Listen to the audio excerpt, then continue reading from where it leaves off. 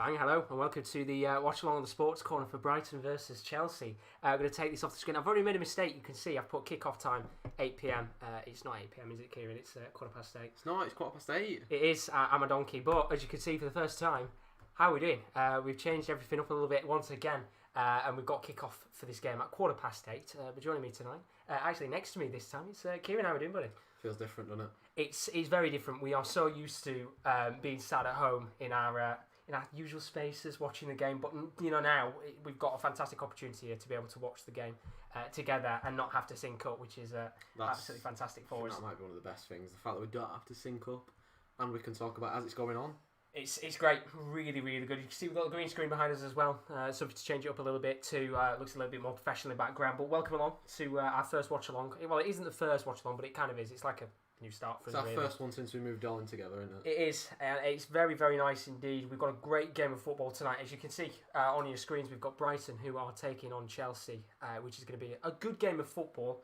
Of course, Chelsea have made a lot of marquee signings. Brighton have made a few decent signings themselves, but we're going to have to find out, of course, who is in their team. Now, usually, I'd have the lineups available to show you on screen, but because we've been in such a hectic rush tonight to get the setup all sorted out, I haven't actually got the lineups properly available. But luckily, Kieren, you have the lineups for us.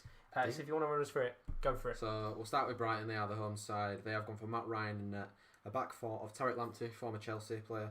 Ben White, of course, Leeds last season. He's come back with a big thing. I think he's got something to prove to these Brighton fans and stuff. Adam Webster and Lewis Dunk, the other two in that back four. Potentially a back five, possibly. Solly March playing wing back, not quite sure yet. Yves Bissouma, Neil Maupay, Leandro Trossard, Adam Lallana making his Brighton debut, Steven Alzate getting a rare start, and of course, like I said, Solly March starting. Not quite sure where he's starting. Possibly wing back, do you think? Potentially. We looked at the formation before the game's obviously kicked off. 3-5-2 for Brighton tonight, so it's going to be interesting to see how that works. I think March is playing as a wing back, but it's going to be interesting to see what happens there. Princeton in the ground, he says hi. How are we doing? Oh, you're a good pal. Bernardo's in the stream, so he says, what up, lads? Yeah, Bernardo, lads. How are we doing, buddy? It's very strange, but we're going to get used to it, of course. Looking forward to it. And then, of course, Chelsea tonight. They've made a lot of big signings, the likes of Thiago Silva, Hakim Ziyech, Kai Havertz, Timo Werner. Who's starting tonight, Kieren? Well, there's only actually two of the new names starting, and they're both the boys from the Bundesliga. Havertz and Werner do start, so they have gone for Kepa in net. A back four of Alonso, Christensen, Reece James, and Kurt Zouma. Jorginho and Kante holding. Then it was it Loftus-Cheek on the it was three in midfield. Kante, Jorginho, Loftus-Cheek midfield. Mason Mount on the left, Havertz on the right, and Werner directly in the middle. It's going to be interesting to see how they do. Of course, we've seen Timo Werner a couple of days ago. I think they actually played Brighton in a pre-season friendly, and Timo Werner scored within the first 4 minutes. It was quite a decent goal, to be fair. As for Kai Havertz, first start tonight for Chelsea. Do you think he can make an impact, not necessarily now, but over the course of the season for Chelsea? Yeah, there's no doubt. You see his impact at Bayer Leverkusen, of course. It's a different style of play, different everything really. But it's going to be great to see how the teams do line up tonight. But they're actually right now currently on the pitch ahead of kickoff for this game. Of course, we always do it. Score predictions in the chat. Look, KL's looking at us from across the room, indeed. Across the corridor, smiling at us. Score predictions. I'm going to go for 2-1 to Chelsea because I think, as good as the attack is, that back four still shaky. Like Marcus Alonso, I'll argue till I'm dead that he is an awful defender and he's not a left back. He's more of a wing back. Christensen and Zouma, of course, also not very good. Yeah, I'm going to 2-1. I'm going to say 3-2. I like goals. Not necessarily when the games I watch them, apart from, of course, the Liverpool match. But I think tonight we will see a good game of football. Brighton, of course, made a couple of good signings. Lallana being one of them, very good player on his day.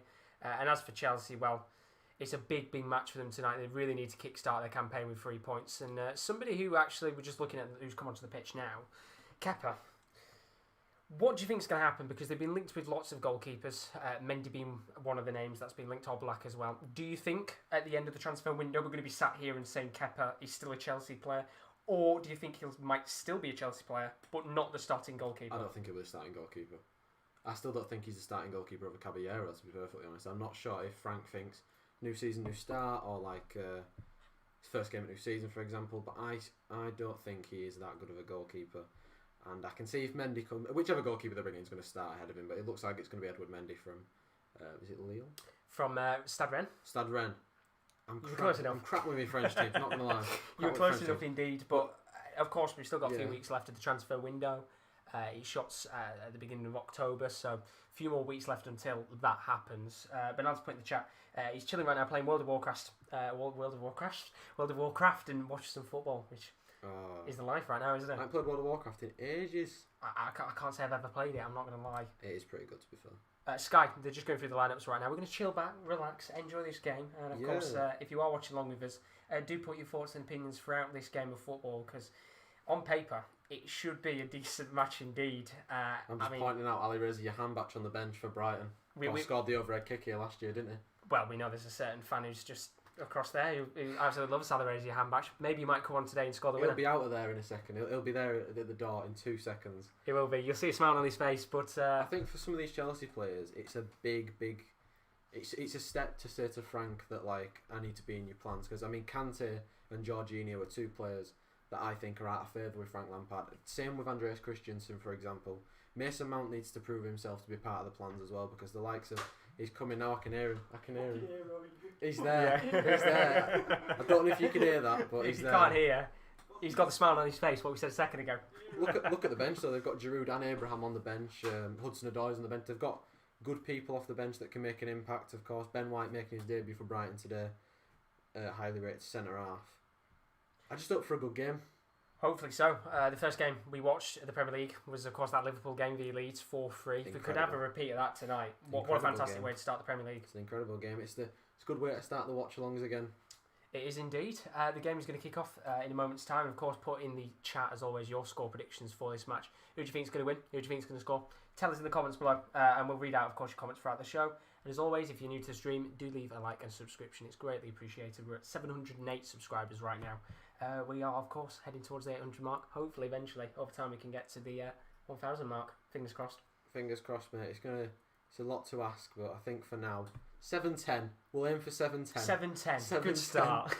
And talk about a good start. We are about to get underway for Chelsea. That kit is so awful. It's not a nice kit. It looks like if you've watched the tier list video on the kits, it's the blue kit for Chelsea with like the little dark blue lines on it. It looks like a bloody kid's pyjama top when you're about 7 years old. Not a nice kit. I don't know where I put it. I think it was bad. But yeah, tier list tomorrow. Tomorrow? It should be tomorrow. Should be tomorrow indeed. We haven't had one for a week. No, we've had a little bit of time off from the tier list, but we've been busy ourselves. And talk about being busy, Frank Lampard's on our screen right now has been busy making... Batting his nails, he's shitting himself. Well, this is it though. It's a big season for Chelsea. There is now going to be a lot of pressure on them. It is make or break, I think, for him, because if they flop, and especially if it's a big if they don't get top 4, he might get sacked. Well, Abramovich doesn't care, does he? He probably will sack him on the spot. But like, it could be, if they get off to a bad start, they have a few bad, the little barren run of form, of course. It can happen to the best of teams. Look at Man City last year, lost nearly over 10 games of their season, and yeah, it's going to be hard. I think it won't be as easy as people say, but I suppose we'll get the best look of them tonight. Absolutely. You know, they weren't able to make transfers last season. They did make a couple, but of course these were transfers they could make because these players already had clauses in their contract to sign them. But for Chelsea now, the game has just kicked off, so I'm going to put the timer on the screen in a moment.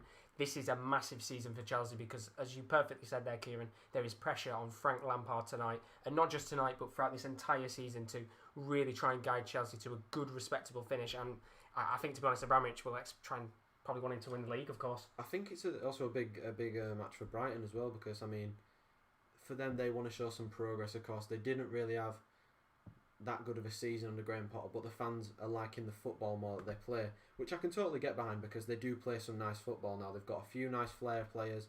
Neil Maupay, I think he's absolutely fantastic up front. For them, I think they just need to start showing some progress, of course, and getting higher up the league. I know a lot of people are probably getting them as one of the favourites for the relegation battle come the end of the year, but I think if they get off to a good start, they have got some decent players like the likes of Tariq Lamptey, Basuma, Pascal Gross. Alzate's not bad. Neil Maupay, as I said, is already really good. That's a goal scorer that's going to get you 15 plus goals, hopefully. I mean, if you think Neil Maupay can get them 15 plus goals, they're going to stay up anyway, aren't they? Well, you would expect them to. If you look at Brighton's side on paper, it's not a bad team in the world. No, I mean, you look at the three centre halves. They've got Webster, who's an established Sky Bet Premiership defender, Sky Championship defender. Lewis Dunk's obviously been there, done that all his career at Brighton. and Ben White, of course, who's highly rated. I mean, you just look at the starting 11, and it's a decent 11 for a Premier League, and they should probably be challenging for mid-table, I'd say, with that lineup. Like Trossard as well. Forgot about him. They've got some really good plays. It's a 3-5-2 tonight. Maupay and Trossard up top. You know, Maupay scored plenty of goals for them since he's joined a couple of seasons ago. I think it was last season, actually. He loves scoring against London teams as well. He does indeed, and hopefully there's not as much controversial decisions tonight. I know the last time they played a London team, it was that game against Arsenal. But Lallana, of course, first appearance tonight for him as well, in a Brighton shirt in the Premier League. It must be weird for Liverpool fans to look at him in a blue shirt. Yeah, but it's not the blue that they. Oh, it's lovely from Basuma down the line. Coming forward here, potential chance for them to come forward. As you said, Reece James, good defending at the back there, and 2 minutes on the clock. You can see on the screen right now. You'll be able to see the timer on the top, like the bottom left-hand corner, what time we're seeing the game at. So we might be a little bit further behind than some of you guys, but hopefully we're not too far behind at the end of the day and can keep you up to date with the goals in this match. But Brighton v Chelsea, we're about 2.5 minutes into this game. And Chelsea tonight, if they want to really show themselves off, they're going to have to try and go out there tonight and get a win. You'd expect them to win a game like this. I mean, they need to start. Everyone else has started off fast, like Arsenal started off fast. Liverpool have obviously got the 3 points that they had to grind out for.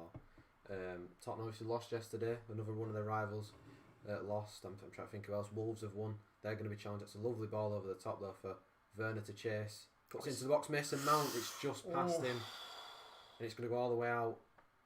Well, I'll tell you what, that would have been the dream start for Chelsea there. Timo Werner, lovely cross into the box, and it was hit with maybe a little bit too much trajectory on the ball. Well, I mean, I've got a bet on tonight, Anna.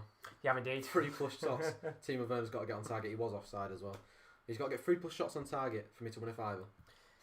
Is it going to happen? Tell us in the chat, do you think that'll happen tonight?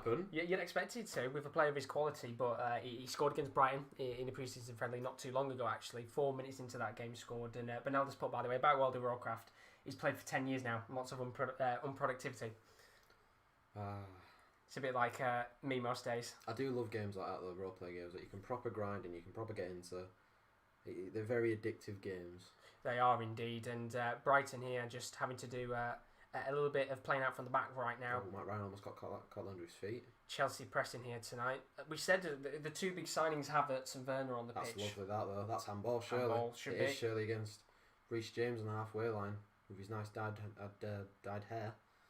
Looks alright actually, but the signings that are missing tonight for Chelsea, they're missing Thiago Silva, they're missing Ben Chilwell, they're missing Ziyech, of course.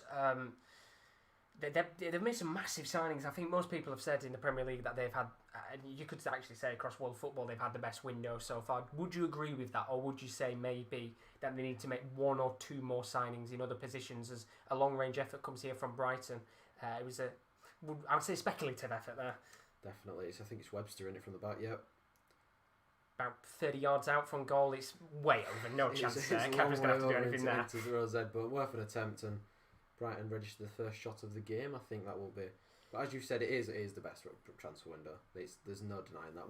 When you get players of Kai Havertz and Timo Werner's quality wrapped under, I know they've cost a lot of money, but and then they've added to the defence Thiago Silva.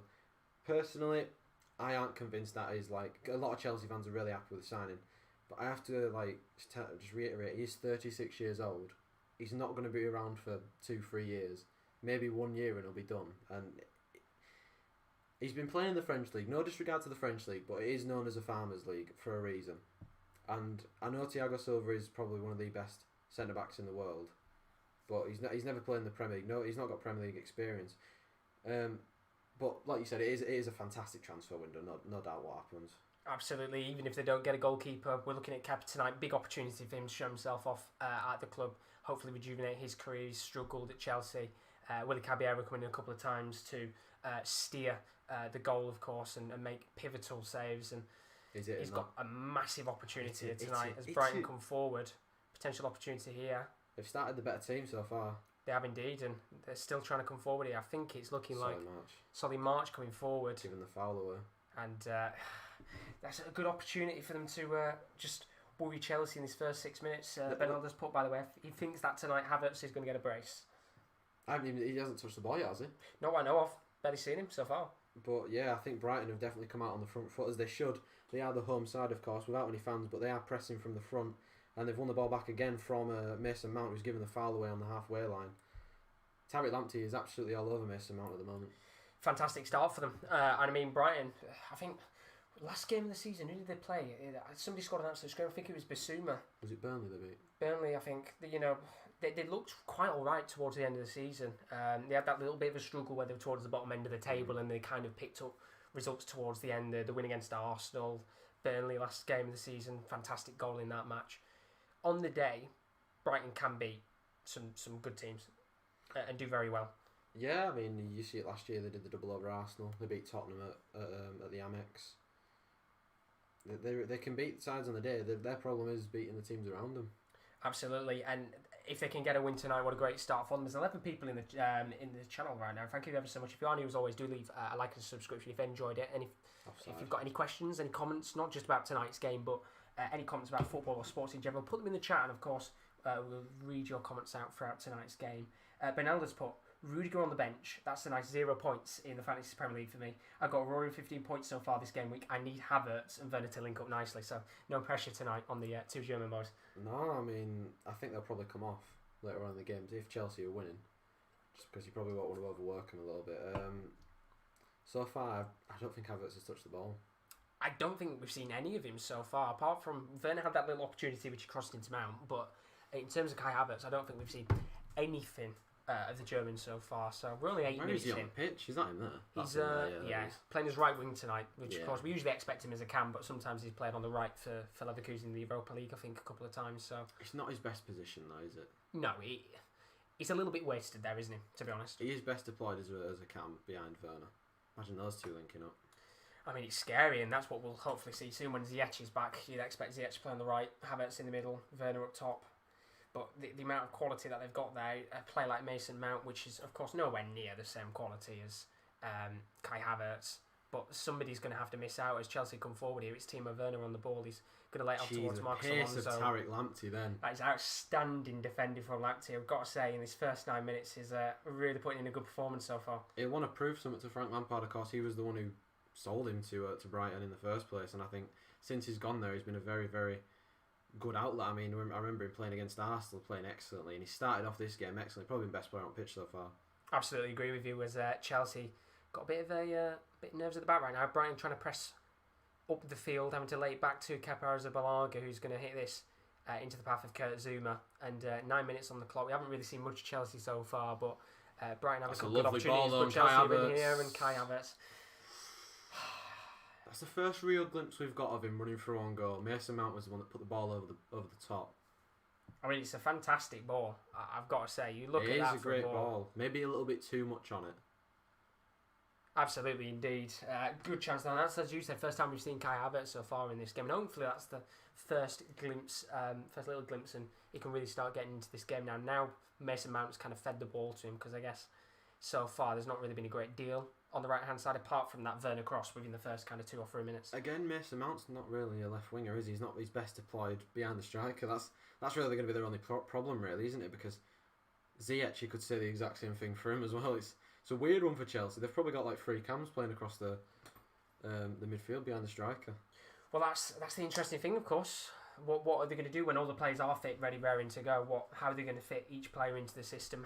What formation they're going to play? Is it going to be a 4-3-3, or are they going to try and adapt to get as many cams in as possible? Attacking midfielders into the right positions. I'd probably expect 4-3-3 and Ziyech will play on the right hand side, and maybe Werner in the middle. Where do you put Havertz on left? Or do you put Ziyech on left? Well, that's the problem, isn't it, really? What do you do? Because somebody's going to have to miss out and play, not necessarily not play, but play in not their usual position. It's not necessarily a bad problem to have, but it's a bad problem in terms of the 3 players that we're talking about all play in the same position. It's arguably the best position. I'm not saying that Havertz can't play from the right, Ziyech can't play from the right, and Mason Mount, of course, I think he's probably going to be the one that drops out. You'd expect it. I mean, these are big players that they've signed for big money. I mean, we're looking at Loftus-Cheek, aren't we, as well? We didn't even mention him. He's just come back from an unfortunate injury. Is he part of Frank Lampard's plans as well, of course? Because, I mean, I'm looking at the side and I'm thinking Ziyech, Havertz, Werner, Hudson-Odoi as well. There's a lot of attacking options that you probably want to get on the pitch, and it'll be interesting to see how Frank Lampard manages them all and lines them up, because it's not going to be the same every match, of course. It's a good problem to have, especially being in the Champions League as well. Well, that's the thing with Loftus-Cheek. Big injury he had, kept him out for the majority of the season. It's probably cost him, I wouldn't say his Chelsea career, but probably cost him a large spell of opportunities to play. I mean, last season you saw some of the youngsters that had come through the system at Chelsea. And I mean, for him, I think it is tough because players like Mason Mount and Loftus-Cheek are probably not going to get as many opportunities as they did last year. But can you really leave players like that out? Because on the day, they're both two very, very good footballers. And it's just a case of somebody like Loftus-Cheek, because he's still so young, he's got plenty of time to improve as a player. Yeah, I agree with you. I mean, we've seen Loftus-Cheek when he were at Palace, had that year on loan, he was really good. That injury may have hindered his career, as Kante has given the ball away. Don't really say that much, do we? Very rare indeed. Basuma's giving it away though. That's really poor. Should have taken more of the opportunity there from Werner's Kante. turned him really well. Plays the ball into the path of Loftus-Cheek. Timo Werner started a little bit sloppy so far. He's been caught offside 2 or 3 times, and it's a lovely bit of work there. Is it Ben White that just megs the Marcus Alonso, gives the free kick away though? But like you said, like I said, Werner has started a little bit sloppy. What do you think?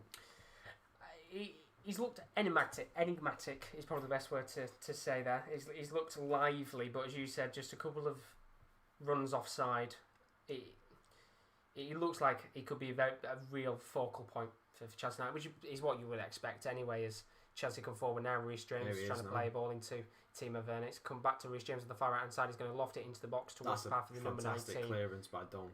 Really good work there at the back. And Brighton have got great defence when you look at it on paper. It's very Burnley-esque in terms of the quality English centre-backs they've got. Webster on his day is good.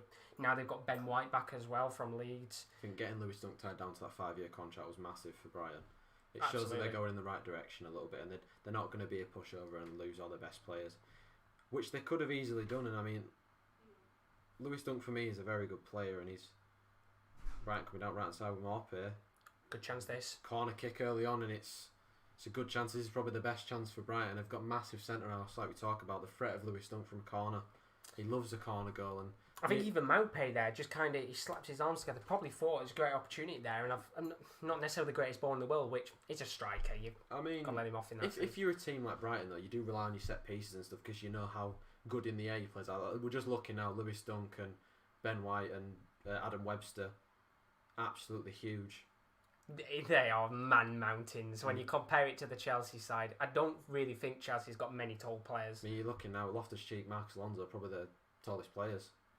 Kai Havertz obviously quite tall as well, but he's not known for his defending. And Slimark's going to take the corner. It's whipped in, back stick. It's headed away down to Basuma on the volley. Oh, it's back going to be across. Back in.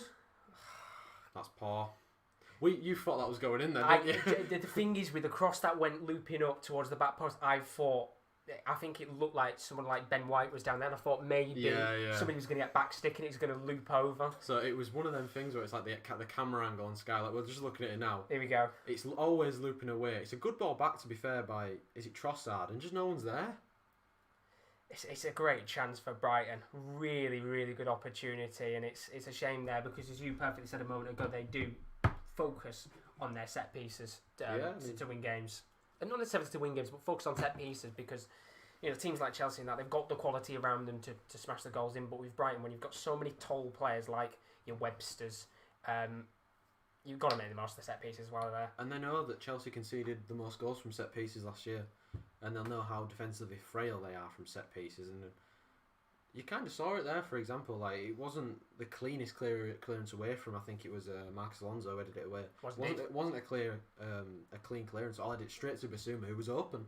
He could have had a cleaner shot. Chelsea coming forward now though. Great defending again.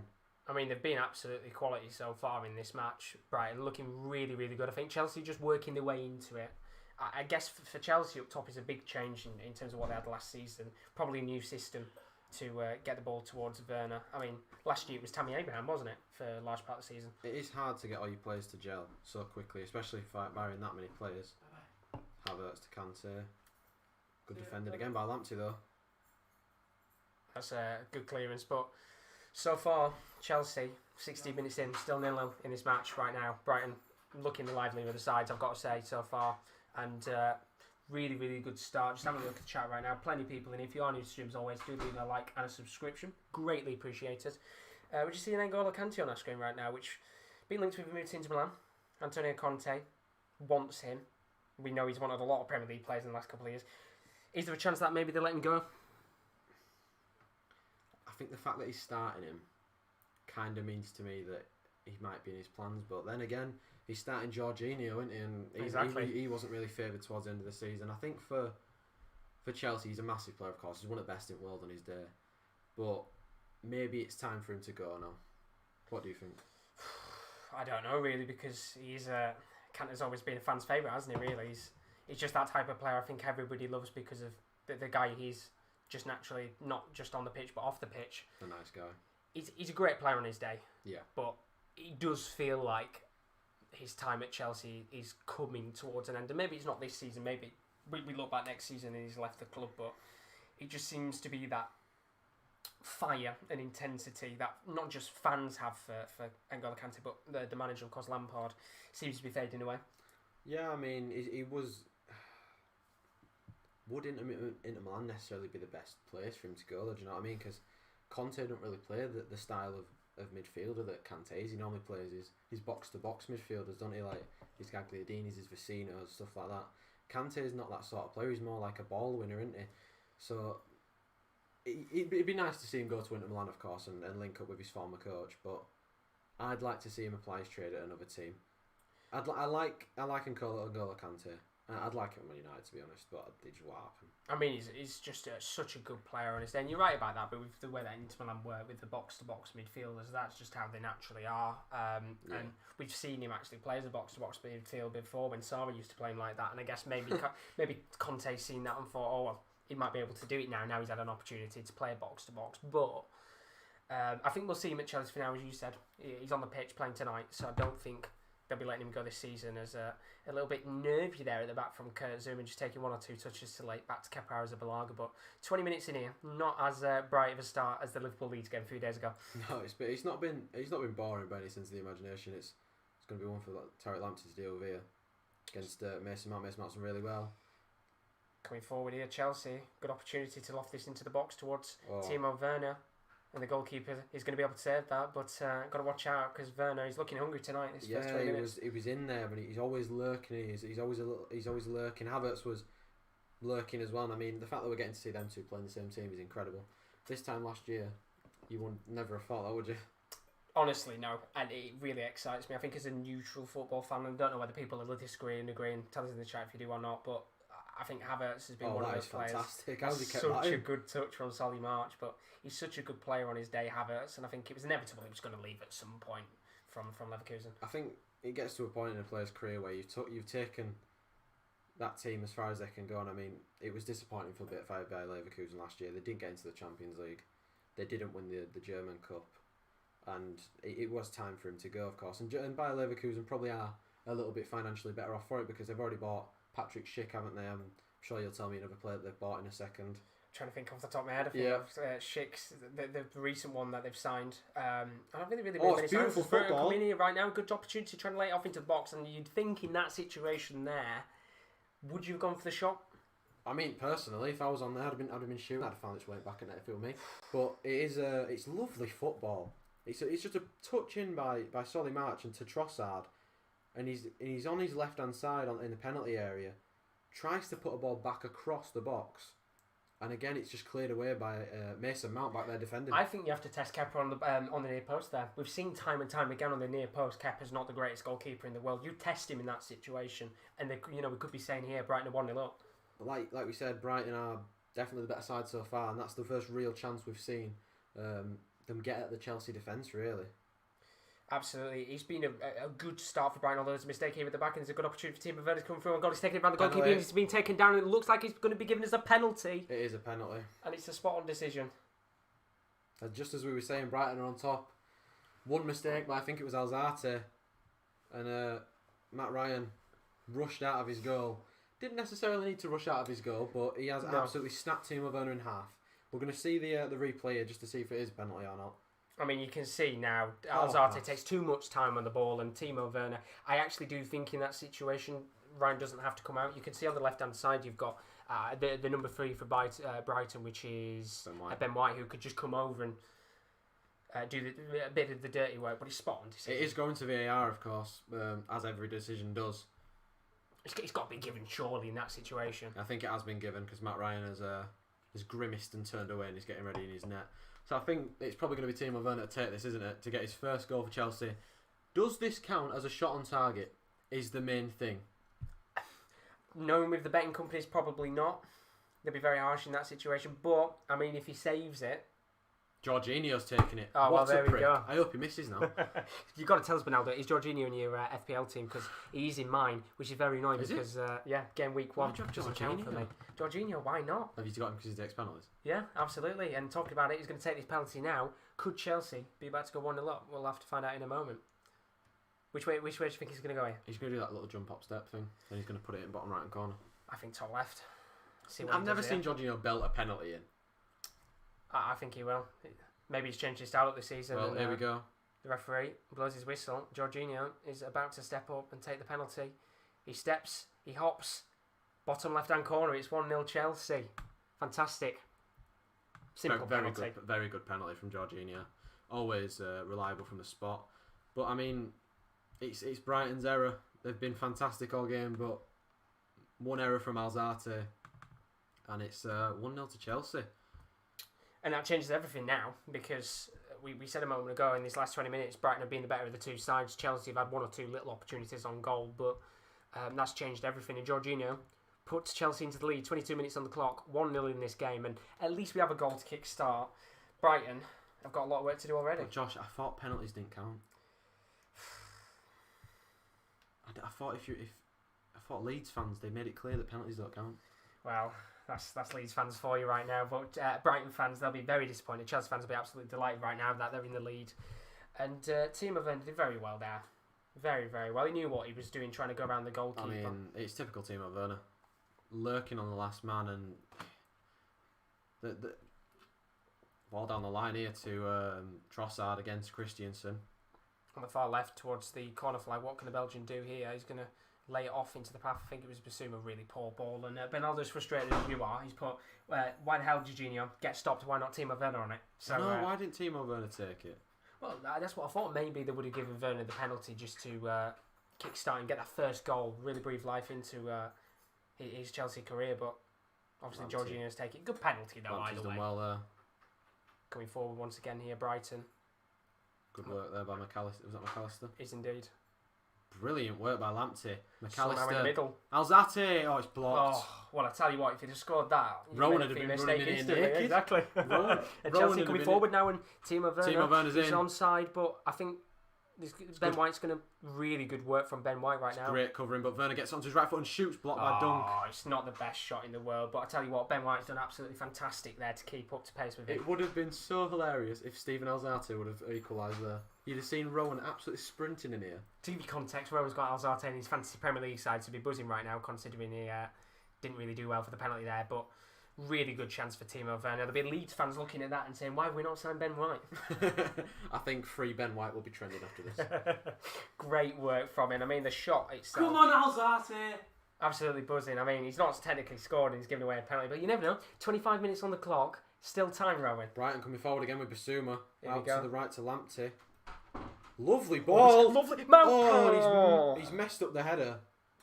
What a pass from Lamptey. That was an absolutely incredible pass from Lamptey there. And you'd think in a situation like that, Maupay should be putting that in the back of the net. I mean, just the build-up of play from there from Brighton was absolutely fantastic. What a ball. The ball from Basuma to Lamptey, and then the ball in from Lamptey. I think you can see here, I think, I was about to say Leno, it's not Leno. Kepa's already sprawling there before he's even got the header.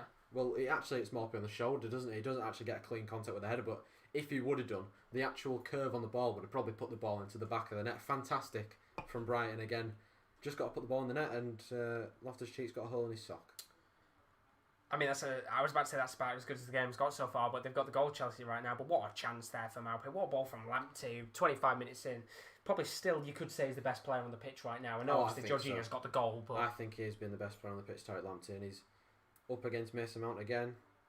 I mean, as you said, he's gone down. He's got to come in tonight, and he's gone down. I think he's hurt his head. hopefully nothing too serious here, but you want him to come into a game like this tonight and really show what Chelsea are missing. I mean, he has been the best player on the pitch, I think, so far, and every time he's on the pitch, he's been exciting. But a potential face injury for him here, and but we're going to see this. What happened here to him? It's Mason Mount. I think it's a flailing left arm, isn't it, in his grill or his chest, maybe. I'm not sure. Don't really know what's happened there. It looks like his neck. Something silly, anyway. But Brighton had a chance there. They had the Alzate shot, which was blocked, and then that header from Morphy, which 9 times out of 10, he's probably burying. Well, that's what I mean. You'd expect him in that position. Such a good ball from Lamptey, and I think the Bout shows the replay. I think they're actually looking at the penalty incident a moment ago. Such a poor pass from Alzate. I mean, Werner, either way, to be honest, he knows what he's doing in that situation, because if you actually look there, the touch he makes for the to take around the goalkeeper is really poor, because Ben White's there anyway. So Ben White was there. Great penalty from Jorginho, of course. Really good. And Chelsea do have the lead, and we're coming on the 30-minute mark, and it's been a decent game, I'll say. It's been alright, to be fair. To be honest, without that penalty, you would have still said Brighton have been the better side, but just everything's changed just like that. The fact that the penalty's been given away, and Brighton had a good first 20 minutes. The one thing that they've not done is what Sheffield United did today, and when the first goal went in, just switched off again.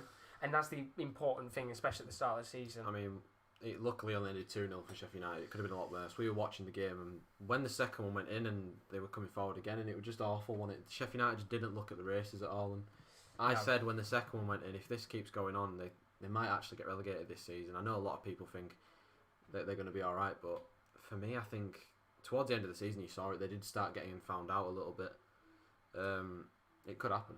It could, and I think it was just so important here for Brighton to not switch off instantly, go 2-0 down, because then you're really going at it, very similar to what Wolves did today against Sheffield United, just start peppering them with opportunities that first half. But even if they can go in at half time, 1-0 down, or even get an equaliser, there's plenty of time left here. I think Graham Potter would be fairly happy. I think he's happy with the performance, of course. They are playing some good football. They just need to get Basuma a little bit more on the ball, I think, and get him making them passes in behind, which we know we can do. And just don't make any mistakes, because without the error, it's 0-0, isn't it, really? Yeah, exactly. I know there's going to be nerves tonight. It's the first game back. I think the good thing is, and I said this to Rome before when we watched the Leeds-Liverpool game, that the Premier League matches we've watched so far, but the ones that we've watched now tonight and the ones that we haven't watched like on live stream, haven't felt pre-season level, which I kind of expected, because there's a lot of players. Someone's down injured. I think it's Morphy. Morpé's gone down.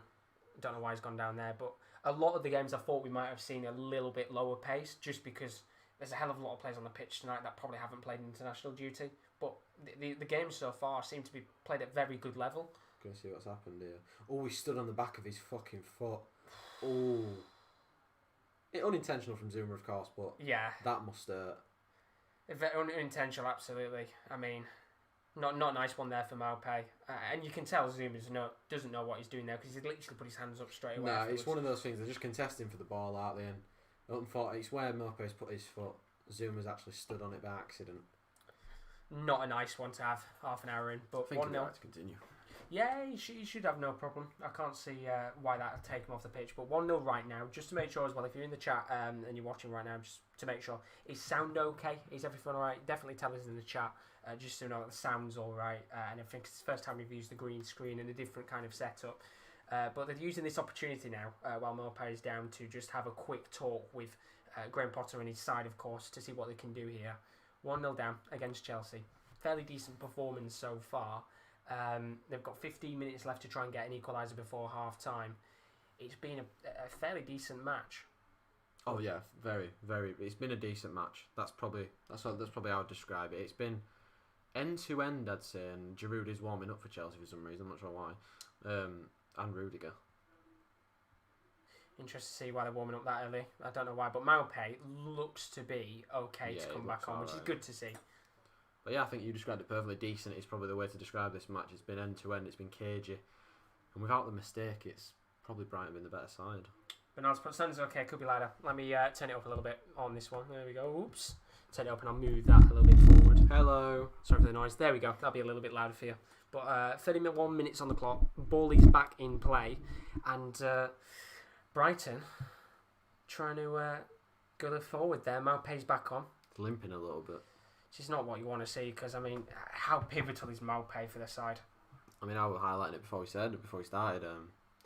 Obviously, their top goal scorer last year got some really, really important goals. Lamptey absolutely megged Marcus Alonso and he's been taken down there. And he's won the corner, I think. It's got to be a corner, surely. Is it a corner? I don't think it is. I think it's a goal kick. Oh, so unlucky for him. I mean, he's running the show right now for Brighton. Look at him go. Marcus Alonso just cannot catch up to him. I think that's a corner. Could. I think that's a corner, that is. I would say that's a corner. I think that's come off Jorginho. I'd be very disappointed that's not being given. Bernardo's put green screen should be Akinfenwa dancing. What should we have in the green screen? Akinfenwa. Neil Warnock's face? Tarek Lamptey? We'll have the man of the match on it. Yeah, that's it. The man of the match. It is a corner. There we go. It is a corner. I'm going to say it should have been a corner. Good chance here for Brighton to try and get something. We said before about set pieces. This could be a great opportunity. Just get it on one of the defenders' heads. Steven Hazard is laughing about something with someone. March does whip the corner in towards Kepa. Misses the punch. Did he hit that? Did that come off Kepa? I don't think that did. Maybe I probably didn't look. Did it come off Kepa there? I don't think it's been given as a goal kick. We're going to see it here. I think he just missed it. I think he misses that. I think that is a goal kick. I mean, that again, poor. He's in no man's land. What is he doing there? Awful. We're just looking corner goals conceded last season. 12 for Norwich, 10 for Chelsea and Villa. And I mean, you think Norwich and Villa were down battling relegation last year. That's awful for me. Really, really poor there. 32 minutes on the clock. 1-0 Chelsea right now. That's a great Of course, kick. you can see on the top left, there we go, top left corner, is the time that we're currently on. That's not the time of the actual game. We might be, I don't know, 30 seconds behind or something like that. But Fingers crossed we're not. Hopefully not. I mean, usually we're not too far behind when it comes to the service that we use to watch the games. But yeah, but if you are in the chat, just don't put anything about goals. Just be wary that we might be a little bit behind. Yeah, obviously we don't really have the goal spoil, but Brian trying to go long ball there. Ben White with a long ball doesn't go anywhere close to anyone. It's a cheap throw-in given to Chelsea. Not in an area to really do anything with it, which they'll probably go on and score now as they come forward here. And I tell you what, they are coming forward, but it's a poor ball. A little bit hit with too much heavy there from Kai Havertz. We haven't really seen out of Kai Havertz, have we, in the opening 33 minutes or so? He's not really got on the ball that much. No, the most we've seen of him, to be honest, is pass by Basuma. When the camera zoomed on him. Yeah. And they've just shown us a few stats on Sky. Yeah, but he's not really been in the match, of course. But here come Brighton once again on the attack. Can they get an equaliser before half-time in this game? 12 minutes left on the clock. Probably a little bit of additional time because of Maupay's injury. But they're coming forward here. Alzate needs to be careful. Done well to get in a bit of space. Going. He's going to hit it. Alzate. What a save it's by aggressive, but Kepa. he's coming back out. Surely he's got to go in. Is that handball? That's got to be handball, surely. That has to be checked. From where that looks like handball to me. But we'll obviously see in a second. The referee will check that in a moment when the ball goes out of play or play stops. We were saying Steven Alzate gave the penalty away pretty much. We didn't give the penalty away, give the ball away for the penalty. He could have been the hero there. I mean, it was a solid driving I'm run. getting my words mixed up because I'm excited. Look at that football. Because Trossard. That's a corner. Corner. Now, will that be checked? Will that be checked? He's put his hand up. I think he's checking that. Did he put his hand up for the corner, though? I don't know, but you'd expect that to be checked. Well, we're going to see it now. Steven Alzate taking it away from two players. The shot is arrowing in. Good save from Kepa. Back to Solly March. No, we're not going to see it. We're going to see Alzate. Back to Solly March. No, we're not. So we're not actually going to see it. So maybe it must have been waved away. Yeah, it must have been waved away quick because we haven't got the sound on right now, so we can't actually hear what's happening. So maybe it was a very quick check. Corner to Brighton, though. Do you think this is going in? No. Back stick.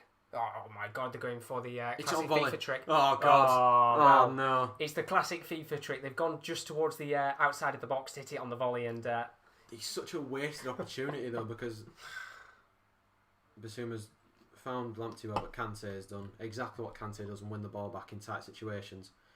But yeah, we saw it there.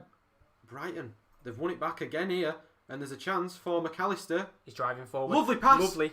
Still going. Maupay. He's still got the ball somehow. Oh, it's great defending. He's still back. got it. Is that a free kick? I don't think that's a free kick. Oh my God! It's absolute. How the hell did he still have that ball? It's absolute pinball on the edge of the box for Brighton. They're coming forward again here.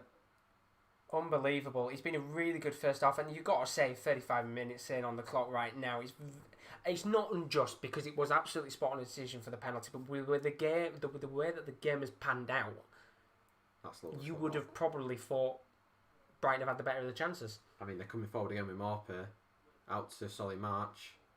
Or Kai Havertz might have gone through back of him there. Is that a free kick or is that a corner? Is that I think he's probably just going to give that as a throw in. But we're going to see this chance for Morpé again. Lovely pass from McAllister.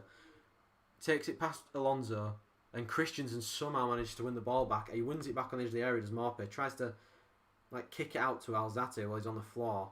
Can't quite do it though, and Lallana's in the box for Brighton. We haven't really seen much of him on the ball, have we? No, we've had one or two little moments for him from passes, and once again just zooming in, here he comes. To Basuma, edge of the box. Oh, that's Basuma's range usually. Great tackle from Timo Werner. Alexa's put, by the way, welcome buddy, how are your good Palace put? I see fantasy football is being mentioned, 60 points for me, but I took out Roman Saiz before the start of the game week and have Mitchell from Palace on the bench. We witnessed Roman Saiz almost score a hat-trick today. Honestly, unbelievable. You've probably watched the game yourself, Alexa, but I came into it, we've got a kind of our own fantasy football league, but I came in very late. So his points So I've missed the first game week, and I had Vardy, Aubameyang, Van Dijk. Salah. I didn't have Salah. I got De Bruyne in there, which they play next week. Monday. And that wouldn't have counted anyway, I think, for that game, because there's his first match. I don't know what happens there, but I missed out on a lot of points, basically, which is a real shame. But I think I captained Jimenez, so I got some points with him. I vice-captained Guaita, and he got a clean sheet, so... What a start, points-wise. I think I've got 44. I've got 0. Until next week when I'll probably still have 0. Bernaldo's put another idea for the green screen. Have Lucas Leiva in the background saying unlucky on repeat. Brilliant, honestly, Bernaldo, you're full of insight. Chelsea coming in here, lobbed ball into the box, but Matthew Ryan can get the ball there. I think Brighton will be I'd say they'll be disappointed not to get in half-time level, because we keep saying they've been the better side. They've had the chances. They've been in Chelsea's penalty area quite a few times. Like the amount of corners they're getting and stuff. And Timo Werner's going to let my fucking bet down, isn't he? He's not really had any opportunities apart from that penalty. He had the first cross in the first 5 minutes, which of course doesn't count as a shot anyway because he was crossing it in. And apart from that, he's not had any opportunities on goal. And to be quite frankly honest, I don't think Chelsea have had really any opportunities that have been hit on, not on target, but hit directly at goal. No, we'll probably see the stats come up in a few minutes, but apart from the penalty, I can't remember Chelsea really having a shot on target. No, I mean it's been I would say a very disappointing half, and I could probably see Lampard going in at half time and saying I'm not happy because definitely 1-0 up is fantastic, but with the way that the game's panned out, take away the penalty, they're just not tight enough. No. So the Brighton players, like you've seen Basuma and Alzate, when they get space on the ball, they're taking it past Chelsea men too easily. But I think they're lucky. I'd say right now, there's not been a clear cut chance. But Morpé obviously lost the ball pretty much when he was about to shoot. Alzate had a good shot saved by Kepa. A little bit lucky with the penalty attempt because we were saying it might be a penalty. It should be checked at least. We don't know if it was checked. My bad. Josh is getting the hiccups. Josh is malfunctioning. I'm malfunctioning on stream. There's loads of comments by the way. Alexa's put, I based my whole week having 3 Southampton players because I thought Palace would be horrible, and of course Southampton would smash them. When you've got Wolf Sahar, you are never horrible. Yeah, exactly. But they were in my plans. But I was put Salah was inconsistent last season and went crazy this weekend, which is a shame. I captained Trent Alexander-Arnold because I'm an idiot. Oh no! Oh dear! I've got Trent as well. I think. Honestly, pray for you, Benaldo. And Alex has put a simple rule of fantasy football is picking great players after underwhelming seasons. So you're spot on with that one. Absolutely spot on. 5 PM next Saturday. It have indeed, and nicely talking about that. Very quickly take off the scoreboard on the bottom and bring up the schedule. As you can see right now on the screen, we've changed it up very slightly. I think we're going to err on the side of caution of doing teams that we actually support ourselves, because I don't think I would give the best professional analysis of a game that Man United are playing because I'm very biased and I would be absolutely effing and blinding and stuff. So I think we're going to change it to Arsenal and West Ham instead, are we? But next Sunday, Chelsea-Liverpool, 4 PM. I'll be back from work for it. Massive game. Can't wait to do that. Looking forward to that one. Going to be a good game of football. I mean, hopefully maybe at that point we'll see a few of the other Chelsea players back. You'd hope so. Exactly. I don't know what the situation with Ziyech. I know he got injured actually in that friendly, but I don't know how long he's out for. And then we've got on the 22nd, 23rd, we're going to be doing the Champions League playoffs. We are. The games, of course, before the group stages. Should be some very good games. There's 2 legs, of course, so we could see penalties in the second legs. But keep your eyes out on the channel. You can see the watch-alongs on the bottom of your screen that we're going to be doing. Apart from, as I said, Man United, Crystal Palace, we're changing that up. We're going to do Arsenal, West Ham, which should London be a good game derby. of football. London For derby. Arsenal. London derby, of course, as well. Is indeed. And Massive game. I mean, with the way that West Ham are right now, which we're going to talk about that on the podcast actually, which is going to be up on Wednesday night. Tough times for West Ham. Lovely from Solly March. Tries to get a low ball and it's blocked by Reece James, but Brighton coming forward again. There we go, put the score back on the screen there. 1-0 to Chelsea. Couple of minutes left of this first half.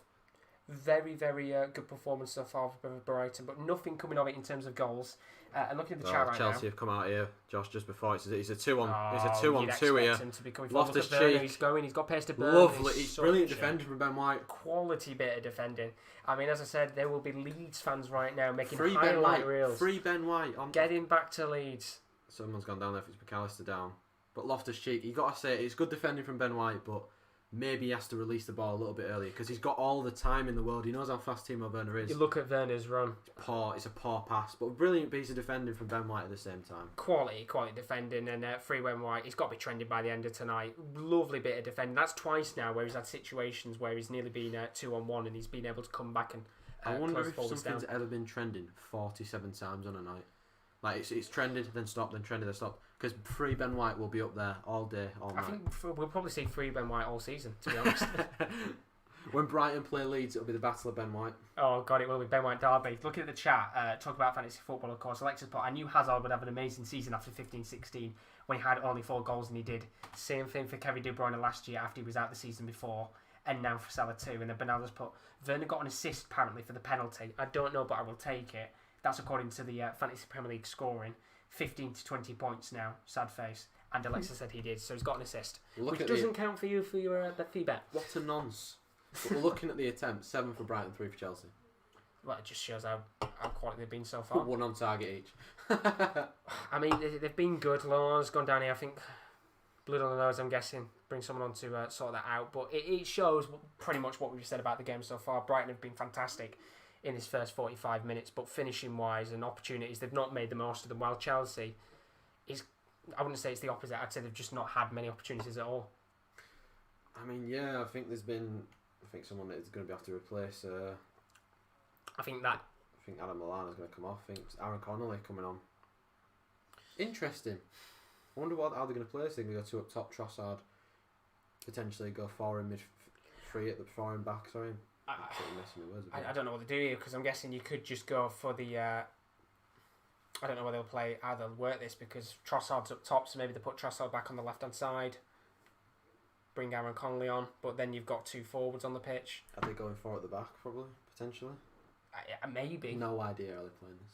Alexis put, did you guys make predictions who's getting relegated, who gets top 4 and stuff like that? You've actually put surprisingly, you've actually segued into our next point that we're going to probably talk about at half time. Yeah, we'll talk about that because as we said before, the podcast is coming back on Wednesday, which we're looking forward to because as I said before, the last time we've done a podcast was 2 months ago, which is a long time, but we're going to bring the podcast back on Wednesday and you've basically kind of perfectly summed up what we're going to do in the first episode. It's not going to be a proper episode like we usually did last year for the first one, but that's where we're going to make our predictions for the season. So keep your eyes out. That's going to go up on Wednesday. It's not going to be live for that first episode. Until we get proper access and we know that we can use the studio. Absolutely. This is probably how all the podcast's going to go for now. For now, of course, but it'd be interesting to see our predictions, which we're going to make over these next few days before we record the episode. Yeah, so, I can't wait. It's exciting predicting football, and once you get it right, you're always like, yeah, I got it right. Absolutely. You look like an oracle, don't you, if you get it right? Well, that's things that we might have to put something on the line for it. Like what? God knows. We'll have to think of something maybe, but... I don't want to lose though, Josh. Well, but we'll have to find out over time. There's 4 minutes of additional time in this match for Brighton to get a goal back in this game and equalise, or, of course, Chelsea to double their lead in this match. 4 minutes of added time, I didn't see that. Look at that face, Jesus. He's got a nice skin fade now. He was, it looked like he was gurning there at one of the players on the pitch, Jesus. Bit aggressive. He's on about Aaron Connolly there, by the way, for context. Bernard's put, if my boys don't sharpen up, Plovdiv is going to pepper us with goals every day. He's a shite centre-back. You play Plovdiv very soon, don't you? Is it next week? We watched the game yesterday, didn't we? We watched it all together, all 4 of us, 5 of us, including Will. And Tottenham were absolutely abolishing. But just talk about Brighton chance coming forward, Solly March. Lovely bit of left-hand work from side. him. You've got to make something of this opportunity. He's got to hit it. Bissouma out to Lamptey. Had the beating of Arsenal's all day. He's going to try and get onto his left. He whips a lovely ball in and it's headed away by Reece James. Good defending that from Reece James. He's had a pretty decent performance so far, I think. Reece James definitely been their best defender. Couple of chances that he's been able to clear up, no problem. I think Zuma's looked a bit shaky at the back. Alonso's had a couple of times where he's been ripped open from the likes of Lampard. I think he's been fantastic, hasn't he, so far, Lamptey? He's been really, really good. Alexis, but what do you think of Leeds' performance? Of course, I watched that game. Did you actually watch the match He's done him again. Oh, he's coming forward here, Lamptey. Lamptey's done him again. Ball into the box, cleared by Kante. Unlucky. But I did watch the Leeds game. What do you think of the game in terms of Leeds' performance? Now, I don't want to take it away from Leeds, but I think a much sharper Liverpool would absolutely hammer Leeds. I think Leeds did play well, don't get me wrong. The Bielsa style football is absolutely fantastic. Just 1 second, Werner whipping a ball. Good save by Matt Ryan. Really Shot on target, get There's your first one. How many did you need? Shot on target, 3. 3 more. 2 more. There we go. Just looking at that chance now, Werner on the left-hand side coming into the box. He actually takes the shot on. Great save from Ryan because that was looking like it was going to creep into the back of the net. He's trying to catch him out in here, of course. Timo Werner knows what he's about. He's trying to catch him out at his near post, but Ryan equal to it. But like we were saying about Leeds, I think the performance, I don't want to take it away from it. They did play some fantastic football, but I think a much sharper Liverpool and a more unified Liverpool, I want to say. I don't think they're playing all on the same wavelength at the moment. I think they would absolutely annihilate them. And we did see at times Leeds getting absolutely picked apart, playing out from the back. Of course. Hit it. Oh, well, we've seen some shocking volleys tonight. It's going to come back to Reece James, left-hand side, who whips a ball across. Oh, it's a good ball. Cleared away. We've seen some terrible volleys so far. That's 2 shambolic volleys. I mean, I think Bissouma's holding the trophy for that at the moment, with that volley from the edge I of the think box. he'll hold out for the rest of the season with his volley so far. But that Leeds performance, it was a great performance, and I think it's one of the only few times where we've seen Liverpool not have as much possession in a game. No team in the Premier League will score. Well, not a lot of teams will score 3 goals at Anfield this season. But like I said, I don't want to take it away from Leeds, but it was a Van Dijk mistake that they scored from. The third goal was very good, and the first goal was very good. Oh, the goal from Click was beautiful. On the volley. The second goal was a mistake from Van Dijk, which we don't see often. Of course, they did play very well, and they will. I still think they'll be in the relegation battle this season. I know a lot of people are saying, "Oh, we played that this way against Liverpool." You did still lose. You did still take the L. You have got 0 points. Well, I was thinking potentially maybe doing the watch on for the Leeds Fulham game just because it's the 2 of the sides that have come up in the Premier League. And that is the game, of course, where you'll be interested to see how those 2 teams played because, of course, Fulham played Arsenal. Were not bad. They played quite all right, actually, for large spells of it. But Arsenal were just far superior. Arsenal were just clinical, I thought. It is half-time. 1-0 at half-time. Arsenal, I think they were clinical, weren't they? But Fulham, I just think they're just too open at the back. We saw the first goal, for example, awful defending. The way that Lacazette was just literally just lurking, wasn't he? And he scored. Awful defending by Fulham. It wasn't the best defending in the world, but they were good team, and that's why I think when Leeds play Fulham, we'll actually see the 2 Championship sides. Well, not 2 Championship sides, but 2 Premier League sides really get to go at each other and show what they can do because.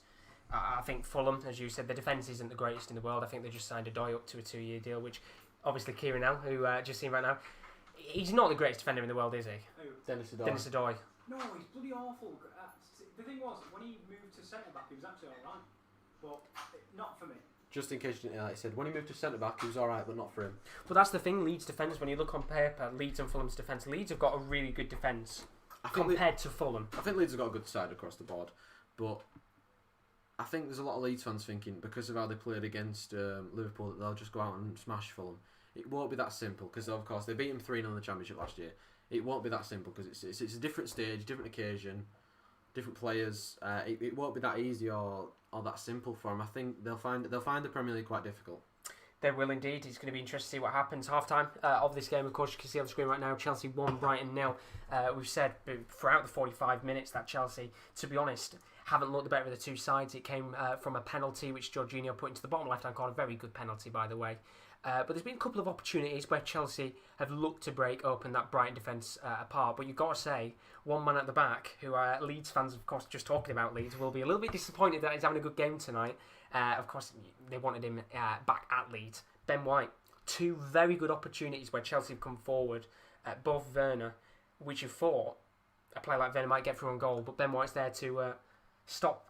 I wouldn't say an embarrassment, but stop a couple of potential great chances to make this league a little bit more than one. I mean, you think how solid Brighton were when they had Duffy and Dunk. Of course, they were both very good centre halves. And now they've kind of replaced Shane Duffy in Ben White, who's a younger, more hungry, faster centre half, and he looks absolute class so far. I think all the Brighton back four's done all right. To be fair, Taylor and Raphael Honigstein's been absolutely insane. I think Lewis Dunk's done all right. Adam Webster's done all right. Ben White's been great as well. Just going for the Brighton team, I don't think anybody's really having a bad performance. Of course, Alzate did make that mistake, but he is having a decent game. To be fair to him, I think Brighton have just been a little bit unfortunate on the penalty side of things. Well, they've got 45 minutes to try and get back into the game. Chelsea 1-0 up right now. Just looking at the comments, a few talking points, of course. Alexa's put about the teams. I don't think any teams right now are even on 60% strength, lacking fitness, lacking chemistry, lacking proper signings. I reserve right to change predictions after the transfer window, which is fair because, to be honest, there is another 2.5-3 weeks left of the window, so things can change by that point. I know we played a friendly the other day, and I don't think Pogba played. Wan-Bissaka's not been back in training. Fernandes hasn't been back in training. They only just came back today. Matic and Fred as well. I mean, unfortunately, two people did have COVID, so it's a difficult one, I think, for Premier League sides because, of course, when you're coming back into a Premier League season, especially a team like Man United who need to put up kick on this season, and then they might not necessarily have their full strength squad. It's a difficult one. I think Chelsea are the exact same. I think Thiago Silva's probably not up to match sharpness yet. The same with Ben Chilwell, of course, who had his injury last season. Timo Werner might not be up to match sharpness either because of course he was playing for Germany, wasn't he, in the Nations League? True, but I guess the thing with Werner is I'd expect him to be much more sharper and fitter than the rest because he's had the pre-season games. He played against Brighton. I think that was his first game. He's had a couple of the Germany matches for the Nations League, so that's 3 games. But of course, I wouldn't expect him to be full fitness. We've seen some of the managers don't want to play the players because they play in the Nations League, for example. Speaking on Leeds again, that's what Marcelo Bielsa said about Rodrigo, why he didn't play. And he came on and gave the penalty away. Which is a real shame for them, of course, but it's understandable. I think it's not just a case of trying to bring the players in over time, but I don't think he wanted to bring on Rodrigo at all in that match. But in the situation that Leeds were in, you've got to bring him on, haven't you, in that situation? I mean, apart from his goal, Bamford was stinking up the joint, wasn't he?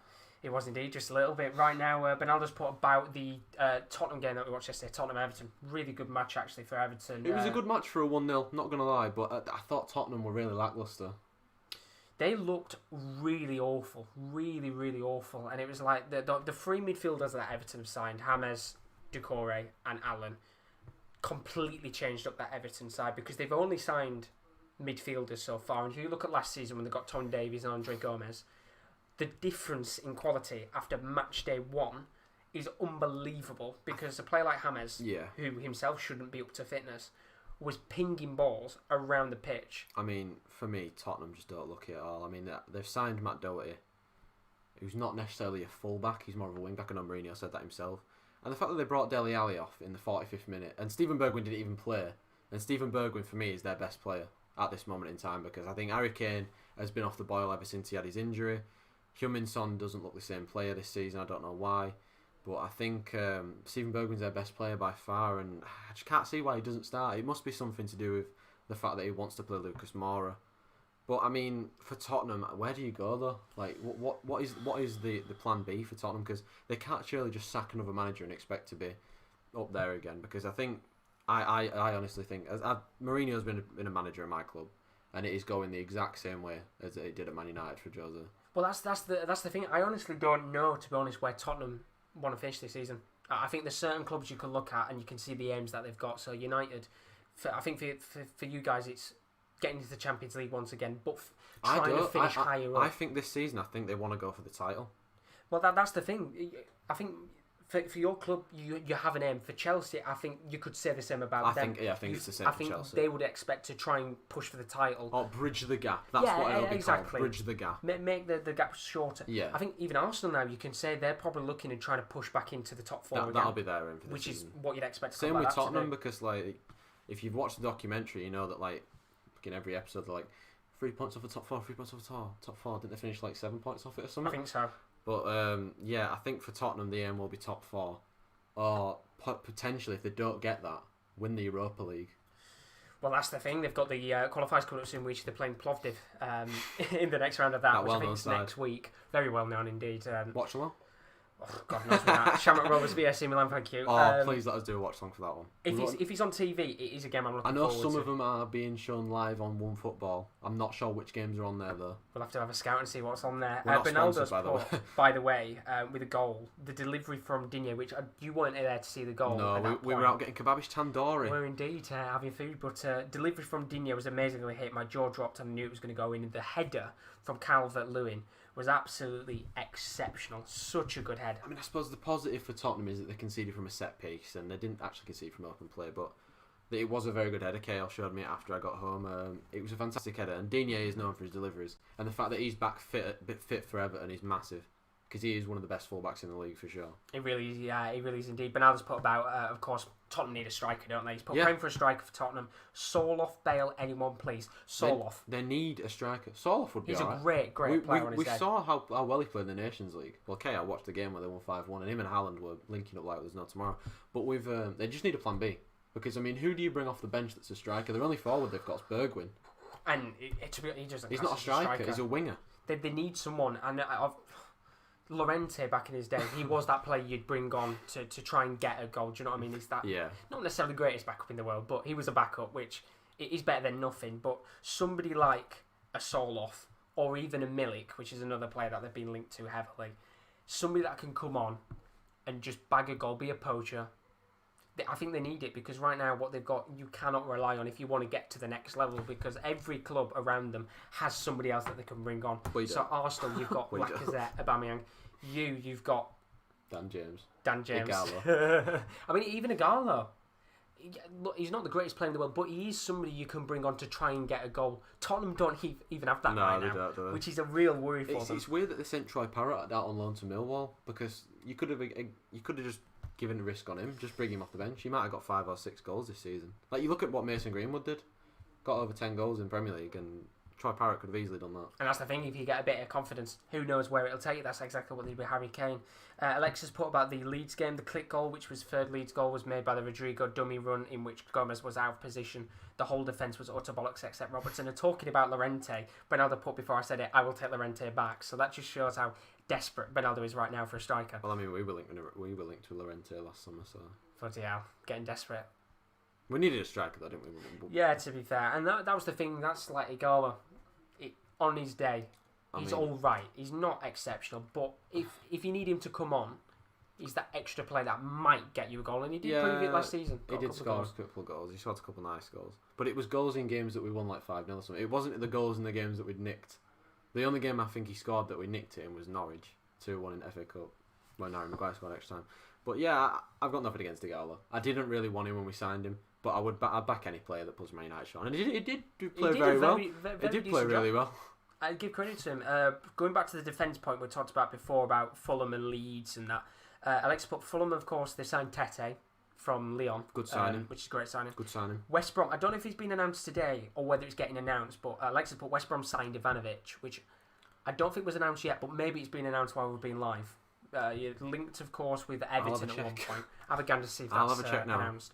Was at Zenit. Yeah. Not too long ago. Now a free agent. Not a bad deal, I guess. He's about 34, 35. So they are trying to get better in defence, but they need at least 2 more players like that. Speaking of the friendly, the lineup Ole put out was tactically horrific, even if it looked nice in terms of talent. Would you agree or disagree with that? Sorry, I'm trying to check if bloody Ivanovic missed. I'll say that question again. It's all right. Yeah, the friendly that you guys played, the team that Ole put out was tactically horrific, even if it looked nice in terms of talent. No, I think that is very harsh, because he can only field the players that he's been given. And the fact that he had to play Fossey Mensah as a centre half because we've got no fucking fit centre halves is a bit. That's a bit. You can only play with what's dealt to you, what hands dealt to you. I think I don't like the slander that Ollie gets, because I think he's proven himself that he can manage big players and he can manage his team, because we're unbeaten since January in the Premier League. I mean, you don't do that if you're not a good side and you're not a good manager and you don't set up your side well. I think the fact that we haven't got Bruno and Pogba probably was the fact that we lost the game, of course. I watched the game. I've watched the highlights for the game. We should have fucking scored about 4 or 5. But that's the thing, it comes back to what Alex said earlier. Teams aren't going to be at their highest level because they're missing players. players aren't fit. Like you said, Bruno and Pogba and that have only just come back. We didn't have Martial, we didn't have Pogba, we didn't have Bruno, we didn't have Wan-Bissaka. Luke Shaw played his first game since he got injured back end of last season. Van der Beek played his first game and looked actually really good. We didn't have Fred, we didn't have Matic. That's pretty much the core of our squad we didn't really have.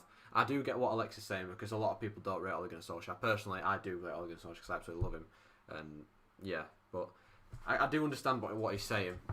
Absolutely. Benel's put about Tottenham right now. He's put Bergwijn or Tanguy need to play over Dele. Dele is slow and sloppy, which is potentially why he got. I feel sorry for Dele Alli though, because why did it have to be him? Because necessarily he wasn't the worst man on the pitch.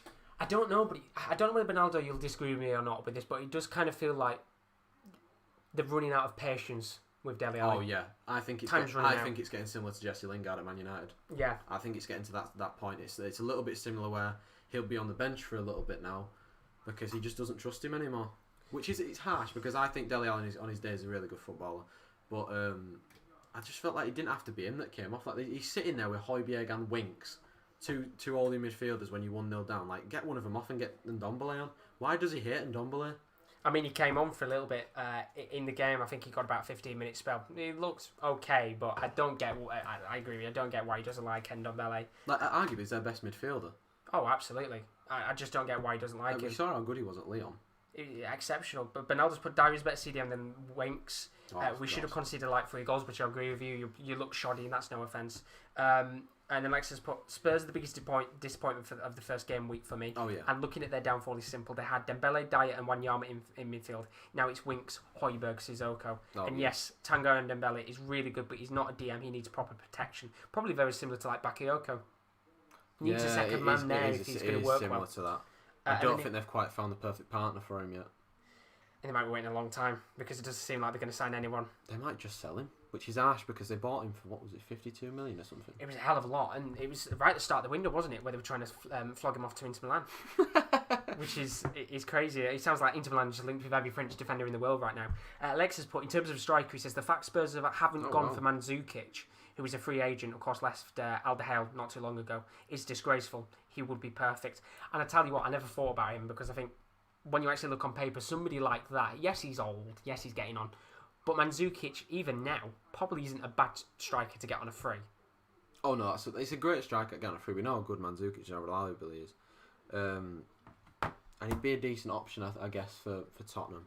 He's a great player on his day, and he's not necessarily going to come on a great deal. You know, he might come on for maybe, 10 games in the season. I've got a question for Benaldo. Ideally, who would you want? Realistically, who would you want out of all of the strikers that we had a chat about? Just looking at something I saw on Twitter, and don't know if this guy's reliable. Jose David Lopez, who is a Spanish journalist from I don't even know what that says, Josh. But he has come out and said that Sergio Reguilón has already decided to sign for Manchester United. It's only a matter of hours before the signing is closed. Now that'll be Lims if that's true.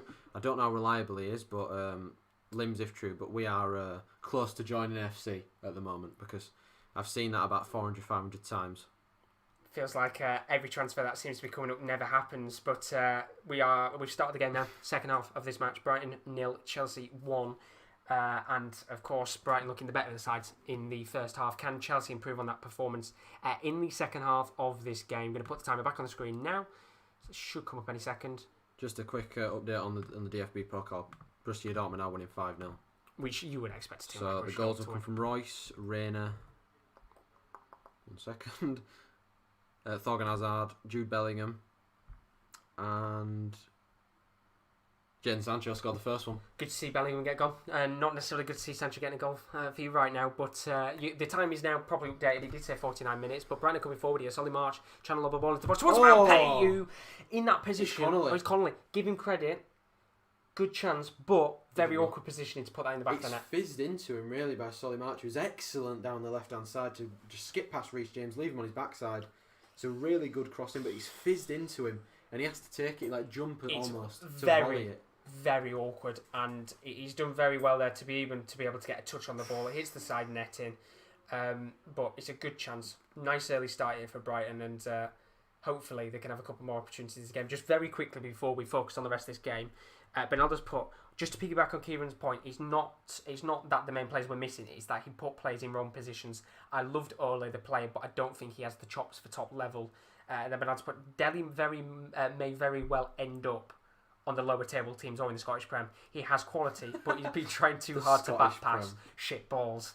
And then in terms of the striker situation, he wanted Muriqi, which of course has gone to Lazio, or Sorloth, which he's still in for. Could happen. Both young and Mourinho players in style. Yeah, I think Sorloth would be the perfect one. I agree. If I was to pick one, it would be Sorloth. Well, it's such a confusing one because I think the Trabzonspor president came out. They still have a contract to be able to sign the player. So he said, we are currently in negotiations with Leipzig, Palace, Spurs. Oh, lovely turn by Alzate. Connolly in the box. Shots blocked. Unlucky.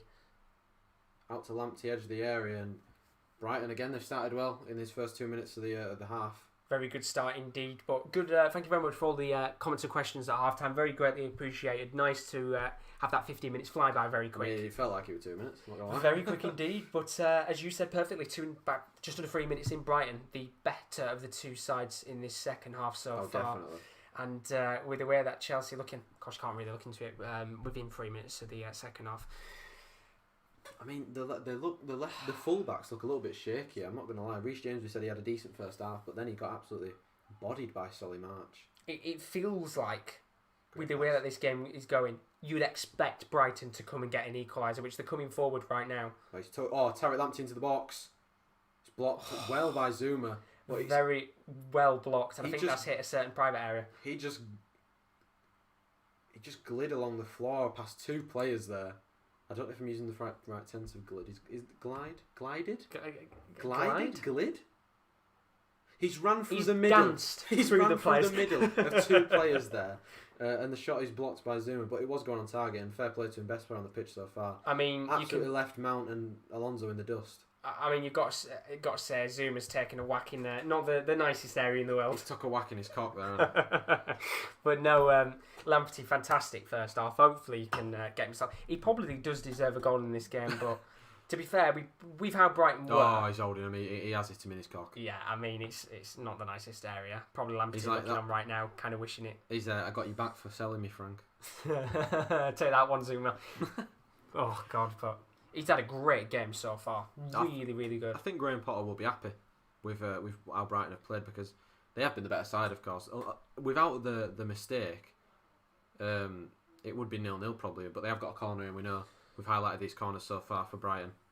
What can they do here? 1-0 to Chelsea right now. It's going to be lobbed into the box. They've got some tall players in there. They're all crowded around the keeper as well. Basuma, Connolly on the edge. It's whipped in. Easily headed away there. Easily headed away by Zuma, who's still holding his private parts right now. Obviously feeling the pain about a minute after, but Brighton are coming forward again here. They've done well there. Alzate. Marpe left it for March, and a little bit of miscommunication there from Alzate and Marpe. And that kind of is the difference between the two sides. I mean, not necessarily in this game, but overall, I think players have a bit of intellectual knowledge of when they're going to do 1-2 passes, and you'd expect and they're in opportunities like that, Chelsea would probably get through on goal, but Brighton are coming forward now. Basuma to... It's a poor pass from I think it was March again there. Taylor Lamptey's back there. It's a 3-on-3, but it's a slow 3-on-3. They've just slowed it down a little bit. Now. Maxwell Oxborough's put you guys alright. Welcome to stream, buddy. Oh, you all good, pal? Alright, mate. Nice to see you in the streams. Hopefully watching the game and enjoying it so far. But as you said, Chelsea have just slowed it down a little bit now. They don't have to rush about it. They've got the lead. I think they'll be happy if they win this game coming out of the Amex. It's a hard place to go because Brighton always make it hard for you. But so far it's been very... I wouldn't say disappointing for Chelsea because they are in front, but I think the performance will disappoint Frank Lampard and a lot of the Chelsea fans who are thinking maybe this was their year again. Because there's only one game, we can't read too much into it. Well, I'd probably say with this, I think if this game was to end 1-0 and continue the way it is, I think Brighton will be disappointed that they've not come out with at least a point. And I think, to be fair, you look at a game like this right now, they could have easily come out with 3 points, but coming forward again here, ball Lamptey's done really well there. Marpage couldn't get it back, could he, from Kante? Well, that's what Kante's known for, isn't it? I think if he'd got that ball, he'd have backheeled it to Lamptey to try and go for on goal. But going to go back to the goalkeeper here, Matthew Ryan, who had to come out earlier for that penalty incident. Well, actually, to be fair, he didn't have to come out. I think the touch from Werner that you talked about wouldn't have happened if Matt Ryan wouldn't have come out, to be fair. So he probably didn't need to come out. But I think for Chelsea, they need to get a second goal to really kill the game off. Because I think if they get the second goal, Brighton will need to come out a little bit more. Because I think Brighton will take a 1-1 draw now if you give it to them. Oh, whereas absolutely. Chelsea want the win, of course, because they'll need the win. Well, Kepa came out there, Aaron Connolly running for the ball, but this time Kepa he's able to communicate to his back line and sort out the issues at the back there, get the ball and roll it out. Just look at the chat right now, Bernard's put, how are you? Swear haven't drank yet. Spurs fan is always drinking, Lexus put. Might be a long season of drinking. Oh, that's an awful pass from Havertz. Straight out of play for a throw-in. You know that if they lose this game tonight, that's going to be Kai Havertz highlights and skills. That pass He's going on fraud watch, is Havertz, if they don't win tonight, and Werner. Do you think we'll see any changes soon? Because obviously we're only a couple of minutes in. Let's not get too we saw over enthusiastic. We saw Giroud, Hudson-Odoi, Abraham warming up at half time. I think Abraham will probably come on soon for Timo Werner. Well, that's what I was going to say earlier when we talked about Abraham. I think they might go back to the system what they used last season potentially, and Abraham is a little bit taller, still fairly quick play, a lot of balls towards him right now. I think Kai Havertz will come off too, because he's not had the best of games, not the best of debuts. There we just saw that pass, he just absolutely hospital pass out of play. Really, he's not had the best of debuts. He's been kind of chasing shadows, hasn't he, a little bit? He has indeed. Chris has put, hi lads, on my break at work. How you doing, buddy? How's it going, Welch? Oh, you're good, pal. Have you calmed down from that win against Leeds the weekend? Just talking about Brighton now, they're coming forward with Marquee. Don't know who that is, Josh. Trossard. That is Trossard. Basuma. Tried to take it past two. Alzate isn't well to bring the ball back. The thing is, when I see Basuma around that area, I'm always thinking shoot. Because he has a good long shot. I think he's criminally underrated, Basuma. Because I think he's such a good player on the ball. And he can get inside tight spaces and stuff. And Alzate can do the same thing. Now we're talking about Basuma. He's on the ball. Oh, that's lovely. Is he going to hit it? He's going to. I think it's very awkward for him to hit it there. Lamptey, left hand side of the penalty area, right hand side of the penalty area. Sorry, back to. I think Trossard. he's going to hit it though. Oh, Trossard! What a goal! Oh, that is beautiful. Oh, he's curled that in, and Kepa. Oh dear, oh dear, oh dear. You said what a goal. I'm thinking, what is the keeper doing there? Oh, I mean. It's deserved, I'm not going to lie. The thing is, it has been coming. For Chelsea, it always is what a goal because you expect that from Kepa with that has been. But talk us through this goal because I'm going to update the score. It's Lamptey again, isn't it, Josh? It's Lamptey. Holds it on the edge, gets it to Trossard. One touch out of his feet. Oh. For me, I think Kepa's got to be saving that. Do you know what? I think Kepa has, but with the way that Chelsea are, it's a fantastic goal for Trossard. But you actually look at that, it's got to be saved. It's well arrowed in. There's a decent amount of power on it. It's right in the corner.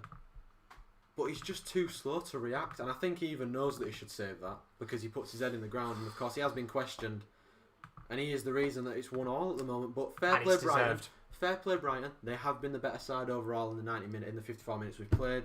They have deserved the goal, and it's come eventually. And potentially now you're looking, they might kick on and get a winner if Chelsea are rocked by that. But Chelsea could always also come out, get the substitutes on, and change the game fully because Brighton surely can't keep that level of intensity up for the next 35-ish minutes.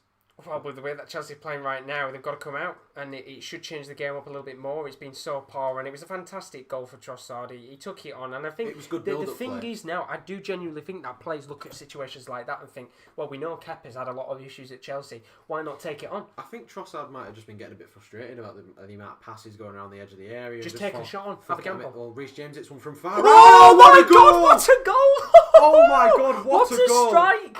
We've seen him do that before against Ajax. He's just got an absolute belter against Brighton, and just like that, Chelsea have taken the lead. That is incredible. Wow. Talk us through it. Unbelievable strike. Well, it's come from absolutely nothing. And I'm not quite sure how that's arrowed in. It's just into the centre, and it's about 30 yards out, and he just whacks it. Similar to Kompany's goal that he scored for City against Leicester. Just curls into the top corner. And I mean, we were talking then, weren't we, just about Brighton's lead lasted about 2 minutes, and all that hard work goes down the drain. Reece James, what a goal. And I tell you what, Trent will be getting told to come outside now because Chelsea are 2-1 up thanks to that right back. Well, Reece James, take a bow because that is an absolute scream. His first Premier League goal. What a strike. As I said before, he's got a thunderbolt against Ajax in the Champions League, very similar. And that was an absolute peach of a strike. And just like that, what, about a minute, maybe less than that, 30 seconds of Brighton's lead. Now it's 2-1. And Bernard's put, wow, Reece James top bins. And Alexis put, reminds me of Tomori's goal versus Wolves last year. What a strike. 2-1. and game on. What a match! I mean, it's kind of sparked to life, hasn't it? In the It has second indeed. half, 2 goals in about 10 minutes, and I think that might have kicked the sails out of Brighton a little bit. They need to keep their heads up and come again, because I mean there is a space for them to get into. I think this might put the game into life a bit. I think we might see maybe another change come very shortly for Brighton. Get another player on. Of course, not attacker. We've got Aaron Conley on right now, but make a change. They've not been that bad, have they? To be fair, they've been very good. They've been the better side by far. I think the 2 goals that Chelsea have scored, an absolute thunderbolt from Reece James, and the goal from the penalty. Apart from that, they've not really made much, as we said. I mean, I can't believe he took it on. I didn't think he was going to take it on, but I mean, fresh fair cut. play to him. He's got a fresh cut on it. He's got the new dyed tips on his hair.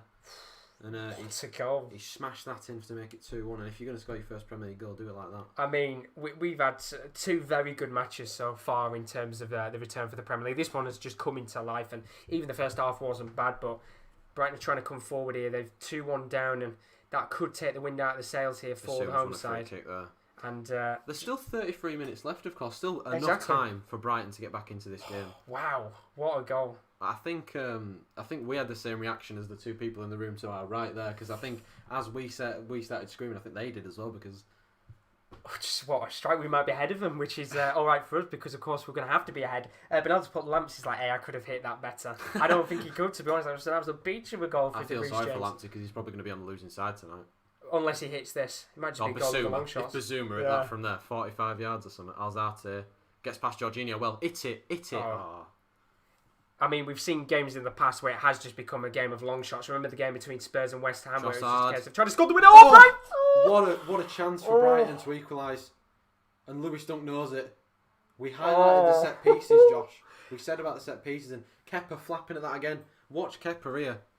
He's too busy. It's a fantastic cross, though. Oh, it's so poor. He's got to be scoring. He's in no man's land, is Kepa, and you think Lewis Dunk, he's scored plenty of them in his career. You'd expect him to bury that, but I mean, if you look, there's no one marking him. No. Obviously, Kepa's taking a lot of time to adjust his defence. That has to be in the back of the net. What a game! This is really starting to come very feisty with half an hour to go, and I just think, to be honest, right now with the way that the match has been so far, I do genuinely think that Brighton will still keep coming forward, because that goal was fantastic for Reece James, but with the way that the match has been, they're still going to come forward, and they've had another great opportunity. I think we'll see a couple more. I mean, we highlighted the balls into the box, and they've got another chance to put a ball in the box halfway line. Bernardo's put it perfectly. Everyone's going forward. Will the curse of free happen to Chelsea at the start of the season? You never know. It could do. This could be Well, it's a ball that's taking shots to Alzate. We saw him beat Jorginho earlier. He's gone to Basuma, both the midfield shot. Pass it back to Alzate. And hit it long, and there's no nobody one there. Havertz surely going to let us go out for a play for a goal kick. That's poor. Taking the wind out of the sails there. Yeah, the point of sending the centre halves forward is to get it in. Oh God, why is he coming on? To give you context, Ross Barkley is about to come on the pitch. Havertz. Who do you think is going to come off? Havertz? Yeah, he's not had the greatest game. He's not had the best of debuts. To his unfortunate, Which is a real shame for him, I'm guessing. I can't think what the word is, but it is a real shame for him to be coming off. I guess as well, we said about it before with pre-season, that he's not actually had a pre-season with Chelsea. Yeah, of course, he's probably the less sharp. Who was that was coming off? Was it Mason Mount?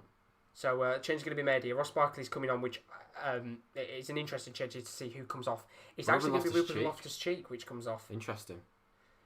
I guess for him, of course, he's been back for quite a while now. But in terms of games, don't want to risk him, do you? Really? Absolutely. For the risk of 30 minutes, they are in front. Ross Barkley, interesting. Yeah. I don't rate Ross Barkley. The thing is with Ross Barkley, he leaves me speechless, but not in a good way. Yes, I agree with you. It makes me kind of just question why he's still at Chelsea, because he's found Havertz here, and Chelsea might be in for a third, potentially Mason Mount onto his right foot. Lovely Mason Mount. Lamptey, brilliant defending. We still got it. Lamptey and White, we highlighted them. They've defended that well, and White smacks it clear.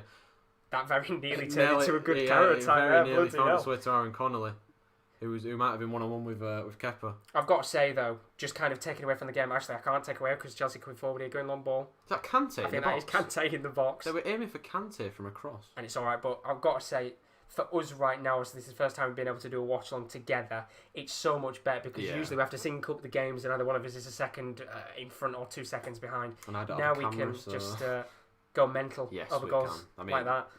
The reaction when Brighton scored, and then instantly when Chelsea scored. I wasn't expecting it to be like that in terms of Chelsea coming back. I thought, as you Chelsea's said, goal, incredible. Brighton, I thought, start coming into the game a little bit more, make the most of the chances. But no, Chelsea out of nowhere. Footballer. It's a beautiful game, and it's just nice to have. Unpredictable. It's nice to have the Premier League back, isn't it? I mean, Bundesliga is back on Friday. It is indeed. We're going to have plenty more watch-alongs to come, not just to the Premier League. We are going to look to do some watch-alongs across the main 5 leagues. I mean, like you'll have seen last night across the news, and if you watched the game, the PSG Marseille game, We with watched the it. 5 red cards, mental match. We watched it totally legally. I mean, we watched the red cards, and alleged racism on Neymar, of course, is being rumoured. The red cards for Paredes, for Kazawa, And Marvi as well. Yeah, you look at Marvi and who's Benedetto. Benedetto. You look at the players and PSG have got fit at the moment. You can't afford to lose Neymar for 3 games. No. Paredes for 3 games. Kazawa for 3 games. Probably gonna have to be Colin Dagba who plays left back now. Well, that's a worry. 2 games in, 0 points. I mean, for PSG, we said this before. They'll probably go on to win They're just it giving anyway. everyone a start, are they? But as you said, they've lost some big players there. Other players have been out because of COVID, and even now there could still be players in a week's time that unfortunately get COVID, and we lose players here and there, not just for PSG but across football in general. But Chelsea coming forward here, and N'Golo Kante on the ball, going to lay it off here to Kai Havertz, who's going to lay it off on the right hand side. Timo. Is it blocked by the face of Lewis Dunk there? I think so. He's holding his face there, but Timo Werner, saucy, trying to backheel it into the back of the net there. So I open Twitter and the first 2 things I see is I put Havertz in my fantasy team. He's doing this. The clip of him kicking out a player, and a Man United fan quotes reader put 80 mil question mark with a clip of him kicking out a player. Well, we called it, didn't we? We knew that was going to happen. And then there's fans actually taking the mick out of Ruben Loftus-Cheek. 61 minutes, 0 out of 3 dribbles, 0 shots, 67 pass accuracy, 3 out of 13 duels won. Well, Chelsea coming forward here. Oh, that's it's a great lovely pass into opportunity. Havertz. So, well, that's another one. You've got to refresh Twitter in 5 minutes because that'll be coming up next. Jesus Christ. He's absolutely shanked it and it's gone out for a throw-in. And it's literally, just look at the replay now, it's on the... I think he's just on the inside. This is the goal, isn't it? We're seeing Trossard's goal. Let's have a look at Trossard's goal now. You can see there, it's poor from Kepa, isn't it? He dives a little bit too early, doesn't he? And I tell you what... Look how many players there's nobody really in the way of it either, like, in terms of blocking his vision. I genuinely think that Lampard will be getting his phone out while he's on the pitch right now. We're ringing the agent of Mendy and saying, we'll give you another 10 million after that. Really, really poor from Kepa tonight. And we said at the start of this was a great opportunity for him tonight to kind of prove himself. Look, they're just showing us Willie Caballero is probably fuming that he's not on the pitch. I mean, he'll have seen that and thought, what the fuck am I doing on bench? Yeah, exactly, they thought I'd save that. But Chelsea coming forward again here. I think we might see Mendy's transfer a little bit more quicker. But Chelsea coming forward once again here, trying to lay it into the box there. And Solly March playing a right mid / right wing back position tonight. He's not done bad, has he, to be honest? I think he's done alright. Of course, we had the chat before we went on air about him playing maybe as a winger or a wing back. He has been played as a wing back, and I think he's played alright. I mean, the corners he's been putting in have been hit and miss a little bit at the time. Of course, he's probably on set plays as well. And Chelsea, speaking of set plays, have got a good chance to extend the lead here. Reece James is going to take it, the man who scored the winner so far for Chelsea. 65 minutes on the clock, 2-1 to Chelsea. If they can make it 3-1, it's game over. It's mental to think there's 25 minutes left. It's crazy. It's been a good game. It's gone in! I mean... Well, this is just even worse than Kepa's. This is an absolute shocking mistake at the back, and it's Kurt Zuma. He was hitting the bollocks earlier. It's Webster who's made the mistake. It's not necessarily a mistake, it's just hit him, and it's wrong-footed Matt Ryan and Chelsea. We were talking about maybe they can make it 3-1 here. They have. And it's probably game over. And well, that really should be game over. We literally just said a second ago that if it's 3-1, it's going to be game, set and match. And you look at it now, just looking at the replay here, Kurt Zuma, he takes the shot on, it's going through the middle. Of course, Ryan had saved it. He doesn't necessarily need to get a foot on it, Adam Webster, because it's going straight to Matt Ryan. That will probably take the wind out of the sails now. 3-1 Chelsea, and that will, of course, as you said, go down as a Webster own goal. I don't think it'll go down as an own goal, but it's not necessarily that he needs to stick his foot out. He wouldn't have gone in the first place. No, Matt Ryan had it covered. Yeah. Very unfortunate there. I mean, Bernardo's put big smile for Zuma, which is usually the smile he's got on his FIFA card. I'm sick of seeing that coming out of me packs. Might change it up next year, fingers crossed. But 3-1 now to Chelsea. It really should be game, set, and match. But they could run away with it now. 25 minutes left on the clock. They're coming forward again here. And they could run away with it here. Good defending though by Basuma and Dunk. Oh, it's so unfortunate because the thing is they played so well tonight, Brighton, but mistakes like that. Similar to Leeds in certain aspects, that mistakes have let them down and defensive mishaps and stuff like that. If they can get a goal back within the next couple of minutes, then it really is game on again. If it goes to like 10 minutes and it's 3-2, you will get Chelsea having flappy arse as Alzate is coming forward here.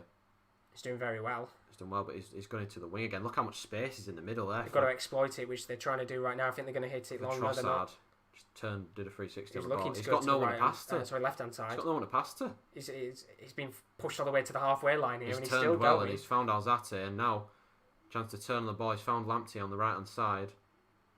Lamptey whips the ball in low, and it's cleared. The first real poor ball he's put into the box, I'd say, so far tonight, and Mark Alonso just boots it out of play. And this is where you expect mistakes to start, because I think now Graham Potter's got to say, push up a little bit more. Damage limitations a little bit for Brighton. Don't get beat 4 or 5. I think you've got to go for it, but you've got to also be mindful that you could get it on the counter, and you don't want to get beat 4 or 5 because that will really. And when you're giving passes like that away a moment ago, it's really poor. But they just need to get Basuma. They need to get Basuma on the ball, little ball, which is a great ball. Reece James defends it well. Oh, he's been fantastic tonight, Reece James. I've got to say, Aaron Connolly on his ass again. Well, now he scored the goal, definitely. It would have been Lamptey, but it's not Kepa who's man of the match. Josh. Oh, no, Kepa definitely won't be man of the match. I think he'll be the first person out the door at this rate. straight swap deal. I just can't see any clubs looking at Kepa and thinking I want him. I think there'll be a couple of clubs that look at him and think we might be able to rejuvenate his career. But right now, would you really want someone like him? No. I'm sorry, I'm a Rotherham fan. I'd rather stick one of my strikers in goal than have Kepa in. They'd be positioned better. I mean, it's obvious, isn't it, really? He's made countless mistakes. And luckily he's been bailed out tonight. He has indeed. 69 minutes on the clock. So far he's been bailed out. Well, God knows what's going to happen. We've got 20 minutes left. I mean, it's a 4-on-4 here. With Barkley out to Havertz. You can see the overlapping run there from Mark Alonso. He was going to try and lay it off to Werner, which Great was defending from Lamptey. Great bit of defending there. You could see he was going to hit that straight to Werner. He's kept it from going out from a corner as well. My bet's not. Bernardo's put, I get to wallow all these rival wins till Thursday for Bulgarian nights. Get ready for those Europa League qualifiers, I see. My bet's not going to come in, Josh. Timo Werner's not going to have 3 shots on target. I'm going to check how many he's got. It's got to be 1. It's got to only be 1. But Chelsea coming forward now, 20 minutes left on the clock. Here they come again. It's it. Here comes Havertz. You just got to slow the game down here, and you don't let Brighton get any rhythm on the ball or anything. Well, that's the thing. He's taken the sting out of the game, to be honest. And Chelsea now just starting to dominate possession a little bit more. It's Marcus Alonso here on the left-hand side. Good, well done back by Basuma and Ayers. Morpé to Trossard, right-hand side. You've got to go. Who's been quite well so far. He's put an early ball into Connolly. And it's good defending by Christensen, who might have injured himself in that. I mean, it was a very, very good ball indeed. And I just feel like now, any time Brighton come forward, I'm getting very nervous about Kepa. Well, they've won it back again here, and Trossard on the right. An awkward one. He's had Max Alonso all night. Great defending from Kante. And I do feel sorry for Trossard because I feel like every time he's getting the ball, nobody seems to be coming towards him. No, they're all waiting in the box, aren't they? And they're not necessarily the biggest players, Morpé and Connolly. They're kind of smallish, aren't they? But he's not really been in the game tonight, has he, Morpé? No, and I guess it sounds crazy, but a game like this, in terms of the crossing, that suits a player like Glenn Murray to just be able to whip it into him and get their headers in. But of course, he's now at Watford, and those days are long gone now. To be honest, I don't think we'll see him in a Brighton shirt again. I think they've evolved from that sort of football now. I think they're now playing to feet, aren't they? Really, I know they're putting cross in the box. Lewis Dunk wins it high up again. If they, like we said, if they can get one in the next 5 or 6 minutes. Before 85, I'd say they've got a chance. The fact that we're only 70 minutes in, it feels like this game's been going on for quite a while. It does. Here's Lamptey. Now Trossard. What can he do? He's got no, again, like Once you said, again, no one to pass to. I'd be very frustrated. I feel sorry for him tonight. For the one time, Mark Alonso actually does beat him and kicks it against him, and Jorginho and Alonso some good playing out from the back there. Clear. But it's straight back to Lewis Dunk, who's been on the end of everything, to be honest, when it's come forward. And Basuma now trying to find his way through, and it's cleared away. And Mason Mount to Kai Havertz in the middle. And this is where you have the dream player, Timo Werner. His pace is just so electric. The ultimate counter-attack. Exactly. Ole Gunnar Solskjaer will be frothing at the gash at this. I think any managers will be frothing at the gash if they got Werner. Yeah, but Ole Gunnar Solskjaer loves a counter-attack, doesn't he? He does indeed. He really loves them. Do you think we'll see substitutions soon? Do you think we'll see someone like Werner Havertz? I think Havertz will come off soon. Maybe bring on like an Abraham. Yeah, I think Abraham's probably the one that come out. Move Werner out to the wing. Here comes Chelsea though. Well, Werner's dropping deep. He's playing as a bloody right back here. Kante on wing. What's going on Reece right James. now? Oh, it's a lovely ball just to switch the play up. A bit questionable. Why did he smack it out there? But Marcus Alonso to Mason Mount. Great defending by Lamptey again. He's been fantastic. And he's skimmed Mount and he's found his way to Trossard. And fair play to Tarek Lamptey, who's been absolutely fantastic all night. And he's been really, really good. And the referee's given a free kick to Brighton there. Zuma, the person giving away the foul. But he's been fantastic tonight. He can be the one player, I think, for Brighton that can be really pleased with his performance. As I said, for Trossard, I feel sorry. And I think that's why he took on that shot earlier, as you said.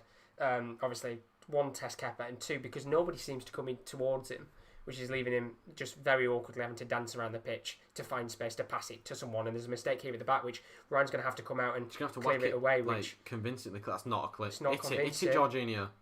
It's a great pass out to, I think it's Havertz, not Mason Mount. I keep getting them two mixed up. Here he is, Mount on the ball on the left-hand side.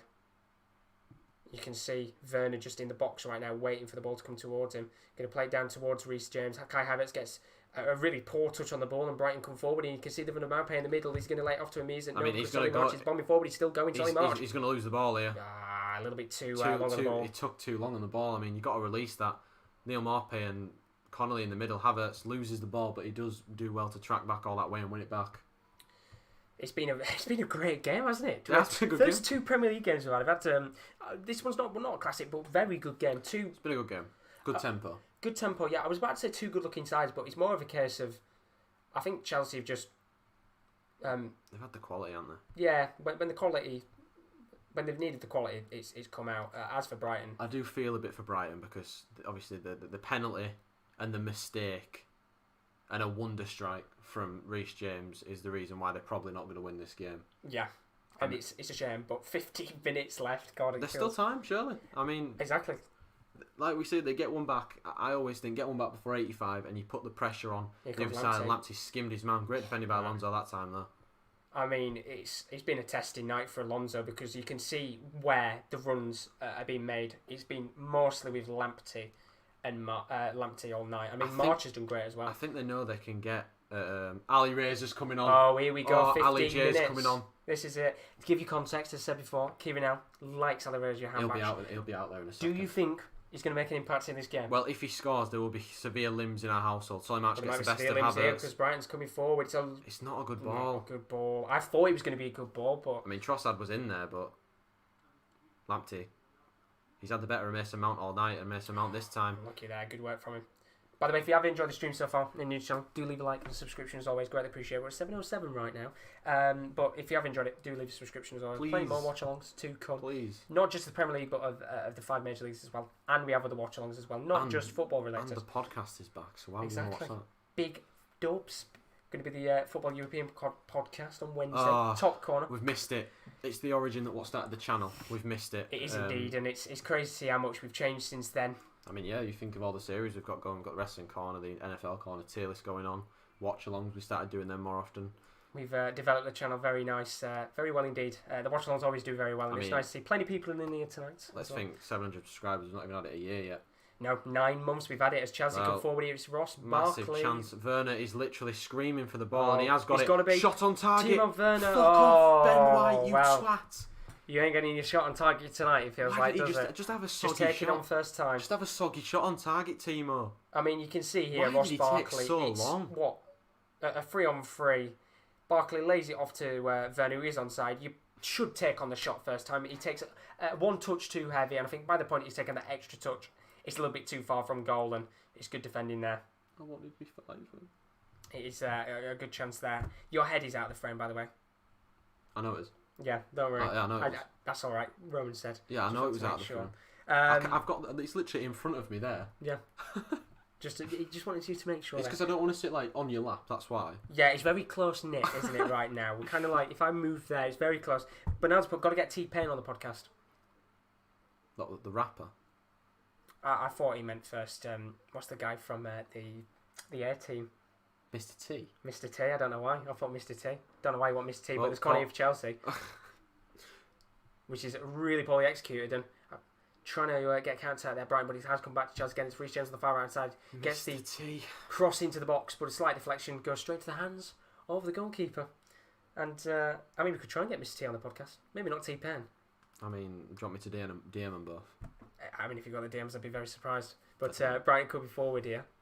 Going to hit this long ball towards, I think, Aaron Connolly. But it would be Kepa to just come out of the box and carry it and like pick the ball up. Don't you think? Bloody Kepa. I mean, I know Chelsea are winning 3-1, but you've still got to be very frustrated with Kepa tonight because there's been moments where Brighton have come forward and you think to yourself, do you know what? He looks very nervous in goal. Oh yeah, big time. I mean, there's been countless moments where, the goal is the biggest one. I mean, yeah, it's shambolic. He shouldn't be giving away a goal like that. It's a very cheap goal for Brighton. Well, obviously, it was very good for Reece James. Well, Ben White's coming off. Sorry for Pascal Gross. So they're going for it. Well, they've got him. 12 minutes left, as you said. You get a goal before the 85th. 17. Alzate. It is indeed Alzate. So they've got to go for it. Rowan's fuming with Alzate coming off. Very frustrated. Ali Reza is coming on though, and it might be time. I think I can hear sounds of jubilation. Oh, I can hear KL giving it big one. And sounds of disappointment as Alzate looks a little bit disappointed to come off there. I think he's not had a bad game, to be fair to him. Yeah, that's the thing. I don't think Brighton have had a bad game overall. Yeah, he's Colombian. He was English. 4-3. It's going to happen 4-3. Oh, Ali Reza's going to get a hat-trick? Yeah. Well, we're hearing calls from KL, who's of course part of the sports squad team. He thinks 4-3. I thought there'd been a goal there when he said that. I thought that. I'd be a bit worried if it was 4-3. We've missed 3 goals in the build-up. We're just sat here. Oh, hang on. I mean, unless they've scored 3 goals in the next 10 seconds. Looks like back 4. They've got to. I mean, if they can get a goal in the next 6 minutes? Ali Reza, if he scores, there'll be nerves. There'll be limbs. There'll be limbs in that room. Even if it will be 3-2. Even if it's 3-2 and he scores, there'll be limbs. I mean, you never know what can happen. Football's a beautiful game. We've seen some incredible comebacks before, but I don't think it's going to happen, realistically speaking. Fingers crossed. You never know, but we've got a few minutes left. There's going to be another change. Hudson-Odoi, I think we'll see Havertz come off. You think? It is Kai Havertz come off. Not had the best of games. Yeah, I think he'll be a little bit disappointed with himself tonight. Not really the best game. I think he'll be very disappointed in himself. I mean, the highlights really is 2 very shit passes and a really poor touch. And the shot that went out for a goal kick, a throw-in, sorry. Well, Brighton coming forward here with Connolly. I don't think that was the best idea in the world, but somehow they still got it here. And Connolly's Connolly's nearly slipped on his arm, but somehow we still got it. Connolly's gone for it. Well done, Kepa. Good save. Kepa's actually made a save. Good save from Kepa, that. Do you know what I should do? I should get party poppers. Every time we watch Chelsea, every time Kepa makes a save, put a party popper. Should we have a Kepa save count? Kepa save count, yeah. Throughout the season, how many saves can he make? I mean, I could have saved that, to be fair. I think anyone could, but... Just to reiterate, I was taking the mick. It was such a tame shot that I could have saved it. But, I mean, Kepa's making saves. What crazy year. Kepa's making actual saves. Oh, yellow Free card kick, for Lamptey there. Yeah, referee there, no choice, I think. Right decision, to be honest. I think he's getting a little bit frustrated, and rightly so. He's been arguably one of the best players on the pitch tonight, and doesn't deserve to necessarily be on the losing side. No, and you can see there, as you said, just wipes out Barkley, and frustration's kicking in. But they've got 10 minutes left, 1 goal in the next couple of minutes. It makes it a little bit more interesting, but I think Chelsea, they don't have to rush about now in this next 9 minutes. They can keep it calm. If they get a 4th goal, fantastic. If not, 3-1's still a very good win for them. I think Brighton just have to hold their heads high because they did hold them for 2 minutes, but nervy few back passes here. Matthew Ryan. To be fair, you said it were nervy. They've done quite well to get it out of there. They've done very well. Now they're back in the same spot, but they've done quite well to get it out of there. Whack it. Hit that. No, he doesn't. I mean, Werner was pressing there on Ryan beforehand, but they've done well. No, I don't like playing out from the back. When you're no disrespect to teams like Brighton, but when you see them like Brighton, and we've already seen the mistake happen. Of course, you're only going to get better at it by practicing, but it just doesn't look clean for me. I said it before. I said it when we watched the game between Liverpool and Leeds. I went, I fucking hate it when teams play out Lamptey's from found the a back. bit of space here on the Still going, Lamptey. in the middle, and he's found I brilliant. thought it was going to be a good ball there. Go on, Ali Razor. Oh, he just couldn't get the ball back, and I could hear slight Well, Bassuma's won the ball back really sounds well of there. depression that your handbacks didn't get the ball back in the other room. But Gross to Trossard. Tries to whip a ball in. Ali Oh. Razor. Where's Ali Razor? what's he doing? He should be there. Well, Ross Barker tried to sweat it back to him, but Hoofed it away. someone's been wiped out there. I think it's Basuma. I think it is Get back Basuma. up, lad. And now he is up because he's seen the ball. He's coming directly towards him. And Brighton here, they've got to do all they can with 8 minutes left. Lovely 3-1 ball from down. Gross, that. Trossard. Get it to March. Look at Solly March. He's making the run, and he's It's- touched it off of March as he makes the run. I mean, that's poor from Trossard. Very poor indeed. And I think just needs to wait a little bit longer if he was going to. And I don't actually think he was going to pass it to March anyway. It looked like it was going towards the middle of the pitch there. But Yeah. real shame for them. 8 minutes on the clock. Still got an opportunity, but right now 3-1 to Chelsea. Just to get you updated, of course, a Sky update, the games that are coming up. We're not going to be doing the Carabao Cup now. We've had a look at the Carabao Cup to see what is happening in terms of the games, and they're spaced out over a large period of time. So we're not going to be doing the Carabao Cup now. Might maybe do one watch along for it, but we'll see. But in terms of a goal show, we're not going to do that now because the space it's about 6 or 7 different times for kickoffs. So we didn't want to do it because it was going to be long, and there's only one game on TV as well. So it saves us from doing it in that sense because we all can't get different games. But still a couple of other watch-alongs to come. We've got the Champions League playoffs on the 22nd and 23rd. Instead of the game between Manchester United and Palace, we're going to do Arsenal, West Ham, London derby. Should be a good game of football. Then the day after that, Chelsea take on Liverpool. Great match that's going to be. Can't wait. Looking forward to that. And Finish then work Monday, at 3 o'clock, let's go. Wolves v Man City. Not a bad game Another in good itself. game. Great weekend. Of course, we'll have started uni by then. We will indeed. And we will put the scoreboard back on. Is coming on. One more change here. Who do you think is going to come off? I don't know. I don't know, Josh. Marcus Alonso, why not? He's been wanked, so. Oh, Jorginho's injured, sorry. Jorginho's didn't even coming realise he was injured there. But I'll be watching Leighton Orient v Plymouth tomorrow, hoping Leighton advance. Fair enough. I mean, I can't say anything about the Carabao Cup because we're not in it anymore, but you're in the third round, of course, so who would you like to face in the third round? Luton's my dad's team, so. Well, it's one my dad grew up in, so it's like his second team. Man United v Luton. So he spots Man United, but he comes from Luton, and my nana spots Luton, so Luton.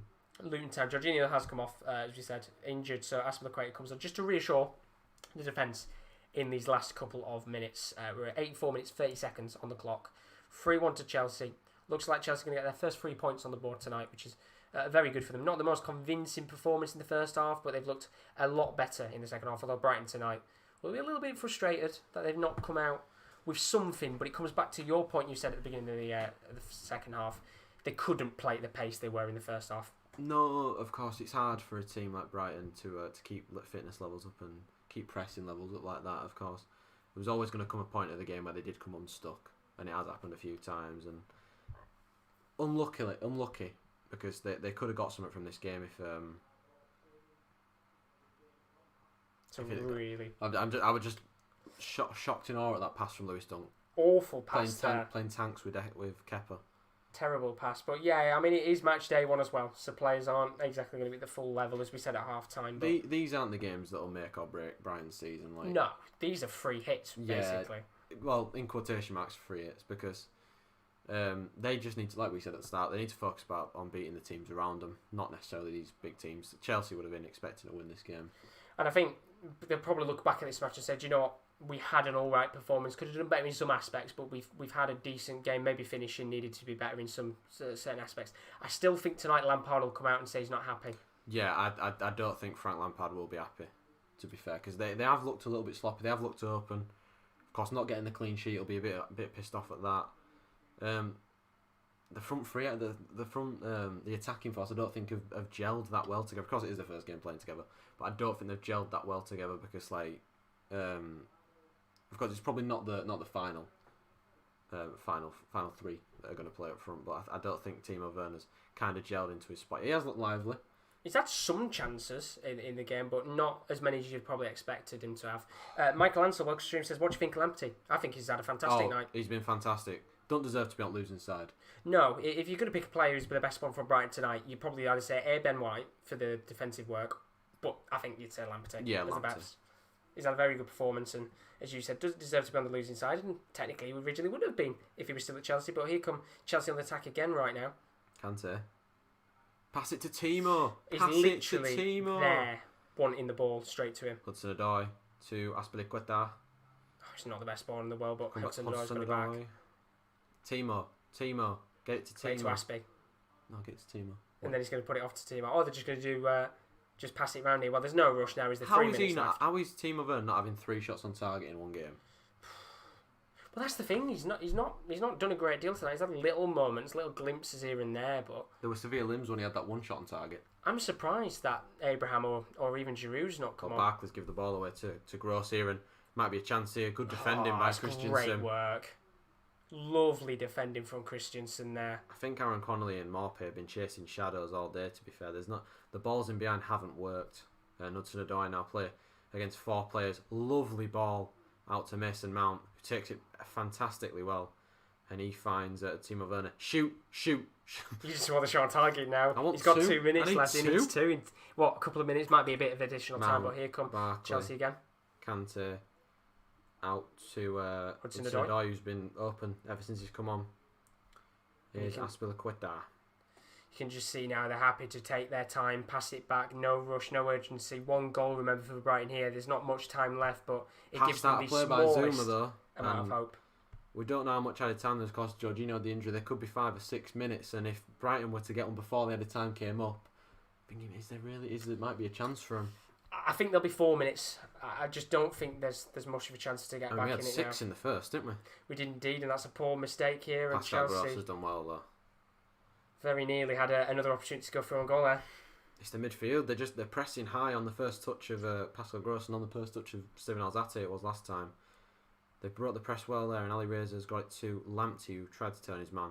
Wins the throw in though from Marcus Alonso, which he has done all night pretty much. We'll see in just a minute how much additional time we've got, but He's going to score. do you think? No. I mean, Johan Bash has got Johan Bash maybe is not a scoring. few minutes. We're 89 minutes on the clock, maybe a couple of minutes of additional time. It's not been the worst game in the world. No, it's been a very good game, I'd say. I think we got lucky with the game we chose, because we could have picked the Sheffield United Wolves game, which had a very mediocre second half. Basuma's been caught in possession. Werner is on the left hand side. Hit it, Timo. Hit it. Oh, he's He left put it to to Kante, Kante. whips it in, and it's what a clearance that is by Lewis Oh. Dunk. That's a great clearance. He was from him. offside. Someone was offside anyway. Mason Mount Oh, it's a real shame. eat some valuable seconds up for Chelsea though. Eating valuable seconds for Timo Werner to get his 2 shots on target for Why you. didn't he hit it? I mean, he leaves it for Kante there. It's not bad there from Dunk, but as you said, offside Mason Mount, and we'll see in 15 seconds how much additional time we've got in this match. But as I said, if you are new to streams, always do leave a like and a subscription if you have enjoyed Go the on, Ali Reza. watch along so far. But Oh, Ali Reza. What That's- is that? that's kind of been the Ali, what are you story of the doing? night, hasn't it? To be honest. KL does not want to see that, mate. No, he doesn't. In terms of additional time, we are going to have a total of 4 minutes. You were exactly spot on, Joshua. I was indeed, and now it just feels like this is it. Game's done and dusted, to be honest. I mean, unless they get one back now. Well, that's the thing. They've got to get Summit here. They've just the urgency is going to have to be a bit more. But you leave yourself open at the back, and I think he's been the story of the night. As you perfectly put earlier, the 2 up top, Connolly and Maupay, have been chasing shadows all night. Definitely. There was the one opportunity for Maupay in the first half where he had the header, which I thought he should have put into the back of the net. But since then, Well, here's Tariq Lamptey. he's had nothing. The right hand side. Ali Reza on the edge. Here is Adam Webster to Dunk. 35-40 yards out, aren't they really on their halfway line? Is solid match. Everyone's back for Chelsea. Bar Timo Werner, I think. This is what it's been. This is what's been over the last 20 minutes. They've been with the likes of March on the left hand side Well, Tariq Lamptey might be caught here. and having to pass it back again. Shoot, Timo. Just hit it and hope it's a shot on target. Here he is on the ball, just in the Shoot. defensive half of play, just on the halfway line nearly. I think it probably is going to be game over now, you know. He's got to be sure. Bar a miracle. I mean, unless something exceptional happens here, 2 very awful mistakes that leads to 2 Brighton goals, this game's done and dusted, I think. I mean, I'd love to see a late flurry. We like to have a bit of enthusiasm for comebacks. Bissouma to Lamptey, about 30-ish yards out, finds Ali Reza on the edge. Is he going to whip this one in, or is it just going to... Now, Ali Reza did try to whip it in, but he didn't beat the first leg of Marcus Alonso. I think that's going to be... Let's go. Adam Webster's kept it in well. Very good there. I thought it would have been a Chelsea forever. Volleys it back to Matt Ryan. Oh, Ryan's going to hit this long. No, he's not. He's going to play it short. I thought maybe he'd gone long ball there. And they have got 2 minutes left on the clock of the 4 minutes added on. Pascal Gross, nice pass into Ali Reza to Bissouma.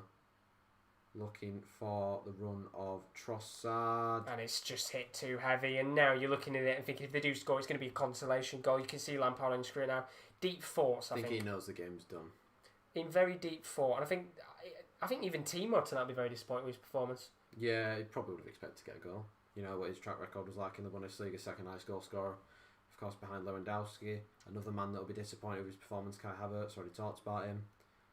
It's different as the Premier League to the Bundesliga. I don't care. Every league is different, and it will take time for him to adapt. Absolutely, it's a work in progress, isn't it? Really, for game one, Havertz didn't really have the best game in the world. Werner's had a couple of chances, but we will see how these players gel over time because we've still got to wait for Ziyech to come back, and there's going to be a free kick here that he's given to Just get everybody up. Why not? Why 1 minute left. Just get everybody up front back. Why the bloody hell not? I mean, just if you get a goal, then just try your bloody hardest. Don't go short of it. Just whack it up. Yeah, just whack it up. Just whack it up, Pascal Gross. Bissouma, he's going to pass it to Bissouma, I'm telling you. He probably will here, but pass it to Bissouma. You can see the... he's not passed it, he's passed it to Solly March down this left wing-back position. Wasn't exactly the most convincing ball in the world. Going to go long ball now. That's a lovely looking ball. Headed away to Lamptey. Take your time. Still 40 seconds left. Lamptey lovely work from Lamptey. A little bit heavy on the touch there. I tried to backheel it to Ali Reza. Unfortunate, Ali Reza's not a good football player, but... oh dear. Okay, I've not heard that one. I'm joking, KL, before you come out and... smite me, but there might be a chance for Chelsea to get a forfeit. He might get his second shot. Timo, shoot! He's going to lay it off to Barkley, who might go for the effort. He does indeed. Ross Barkley, and it's not the most convincing. There are 15 seconds left. Probably is Gio at this moment in time. Well played Chelsea, well played Brighton. Good game. Not a bad match at all, and I think you look at the Premier League games we've watched over the last couple of weeks, and maybe some of the games that you've watched over the last week, sorry, not last couple of weeks, as the referee does blow the whistle full time, couple of seconds earlier, but Chelsea do get a 3-1 win. I think if you look at the pace of this game, really decent match. Not a classic, but Brighton played really well. Yeah. Chelsea weren't at their best, but it proves that, you don't always have to be at your best to win the matches. No, and I think that's a sign of a good team as well. The fact that they didn't actually play their best, but they got the W. That's all that matters. Well, we're seeing the man of the match for me tonight, Reece James. Absolutely, man of the match by country mile. I mean, closely followed probably by Taylor and Raphael. Chelsea will be happy that they've got the win, but I don't think Frank Lampard will be happy with the performance. No, but overall, Chelsea 3-1 win tonight. We saw Werner and Havertz on the pitch for their first games. Not the best debuts in the world for them, but it's a good match of football overall. 4 goals in the game, and of course, if you're a Chelsea fan, you'll be going on absolutely delighted tonight that you got 3 points on the board at the start of the season. Top of the league as well. It should indeed, and of course, next week they face off against Liverpool. What a game of football that's going to be. Sorry, Arsenal 3-0. I'm stupid. Arsenal top of the league. So where would they be in the league right now currently? They're Third, still not bad at all. But Liverpool taking on Chelsea next week. Obviously, it's a week away, but what a game! Can you call it? I mean, no. It's one of those. It's too early in the season, I think, to call. It's one of those we might see next week. A couple of players back. I don't know. I said about Ziyech. And I don't want to ever back against Liverpool, to be fair. So I think Liverpool are probably going to win. I think Liverpool will go in as the favourites. They'll give them. It'll be a hell of a match. Now we've said that it's definitely going to be a 0-0. Hopefully not. I mean, we can't do what Sky Sports do and do the Red Monday stuff and 0-0. We can't do that. But thank you very much for joining me, Kieren, tonight. Very greatly appreciate it. And thank you to everybody who's joined. If you've liked the new system, tell us in the chat. And of course, if there's other things to change, then do put that in the comments as always, and we can improve as we go along. But thank you very much for joining tonight. There's still plenty more watch-alongs to come on the channel. As you can see, there's not many United versus Crystal Palace now. It's going to be Arsenal taking on West Ham. We're going to do as a watch-along. That's at 8:15 kick-off for that game. Might be doing Leeds Fulham as well. Might be indeed. That is a 3 o'clock kick-off. 20th September, Chelsea take on Liverpool. 4:30 kick-off, so we'll be live from 4:15 for that one. Should be a good game indeed. 21st September, Wolves take on Manchester City 8:15. And then 22nd, 23rd, busy week. Champions League playoffs, 7:30. There'll be, I think all 4 of us will be on for that one. I think. Hopefully. Fingers crossed. So that's at 7:30 for the first leg, and then a week after, 7:30 again. But as for now, thank you very much once again, KD,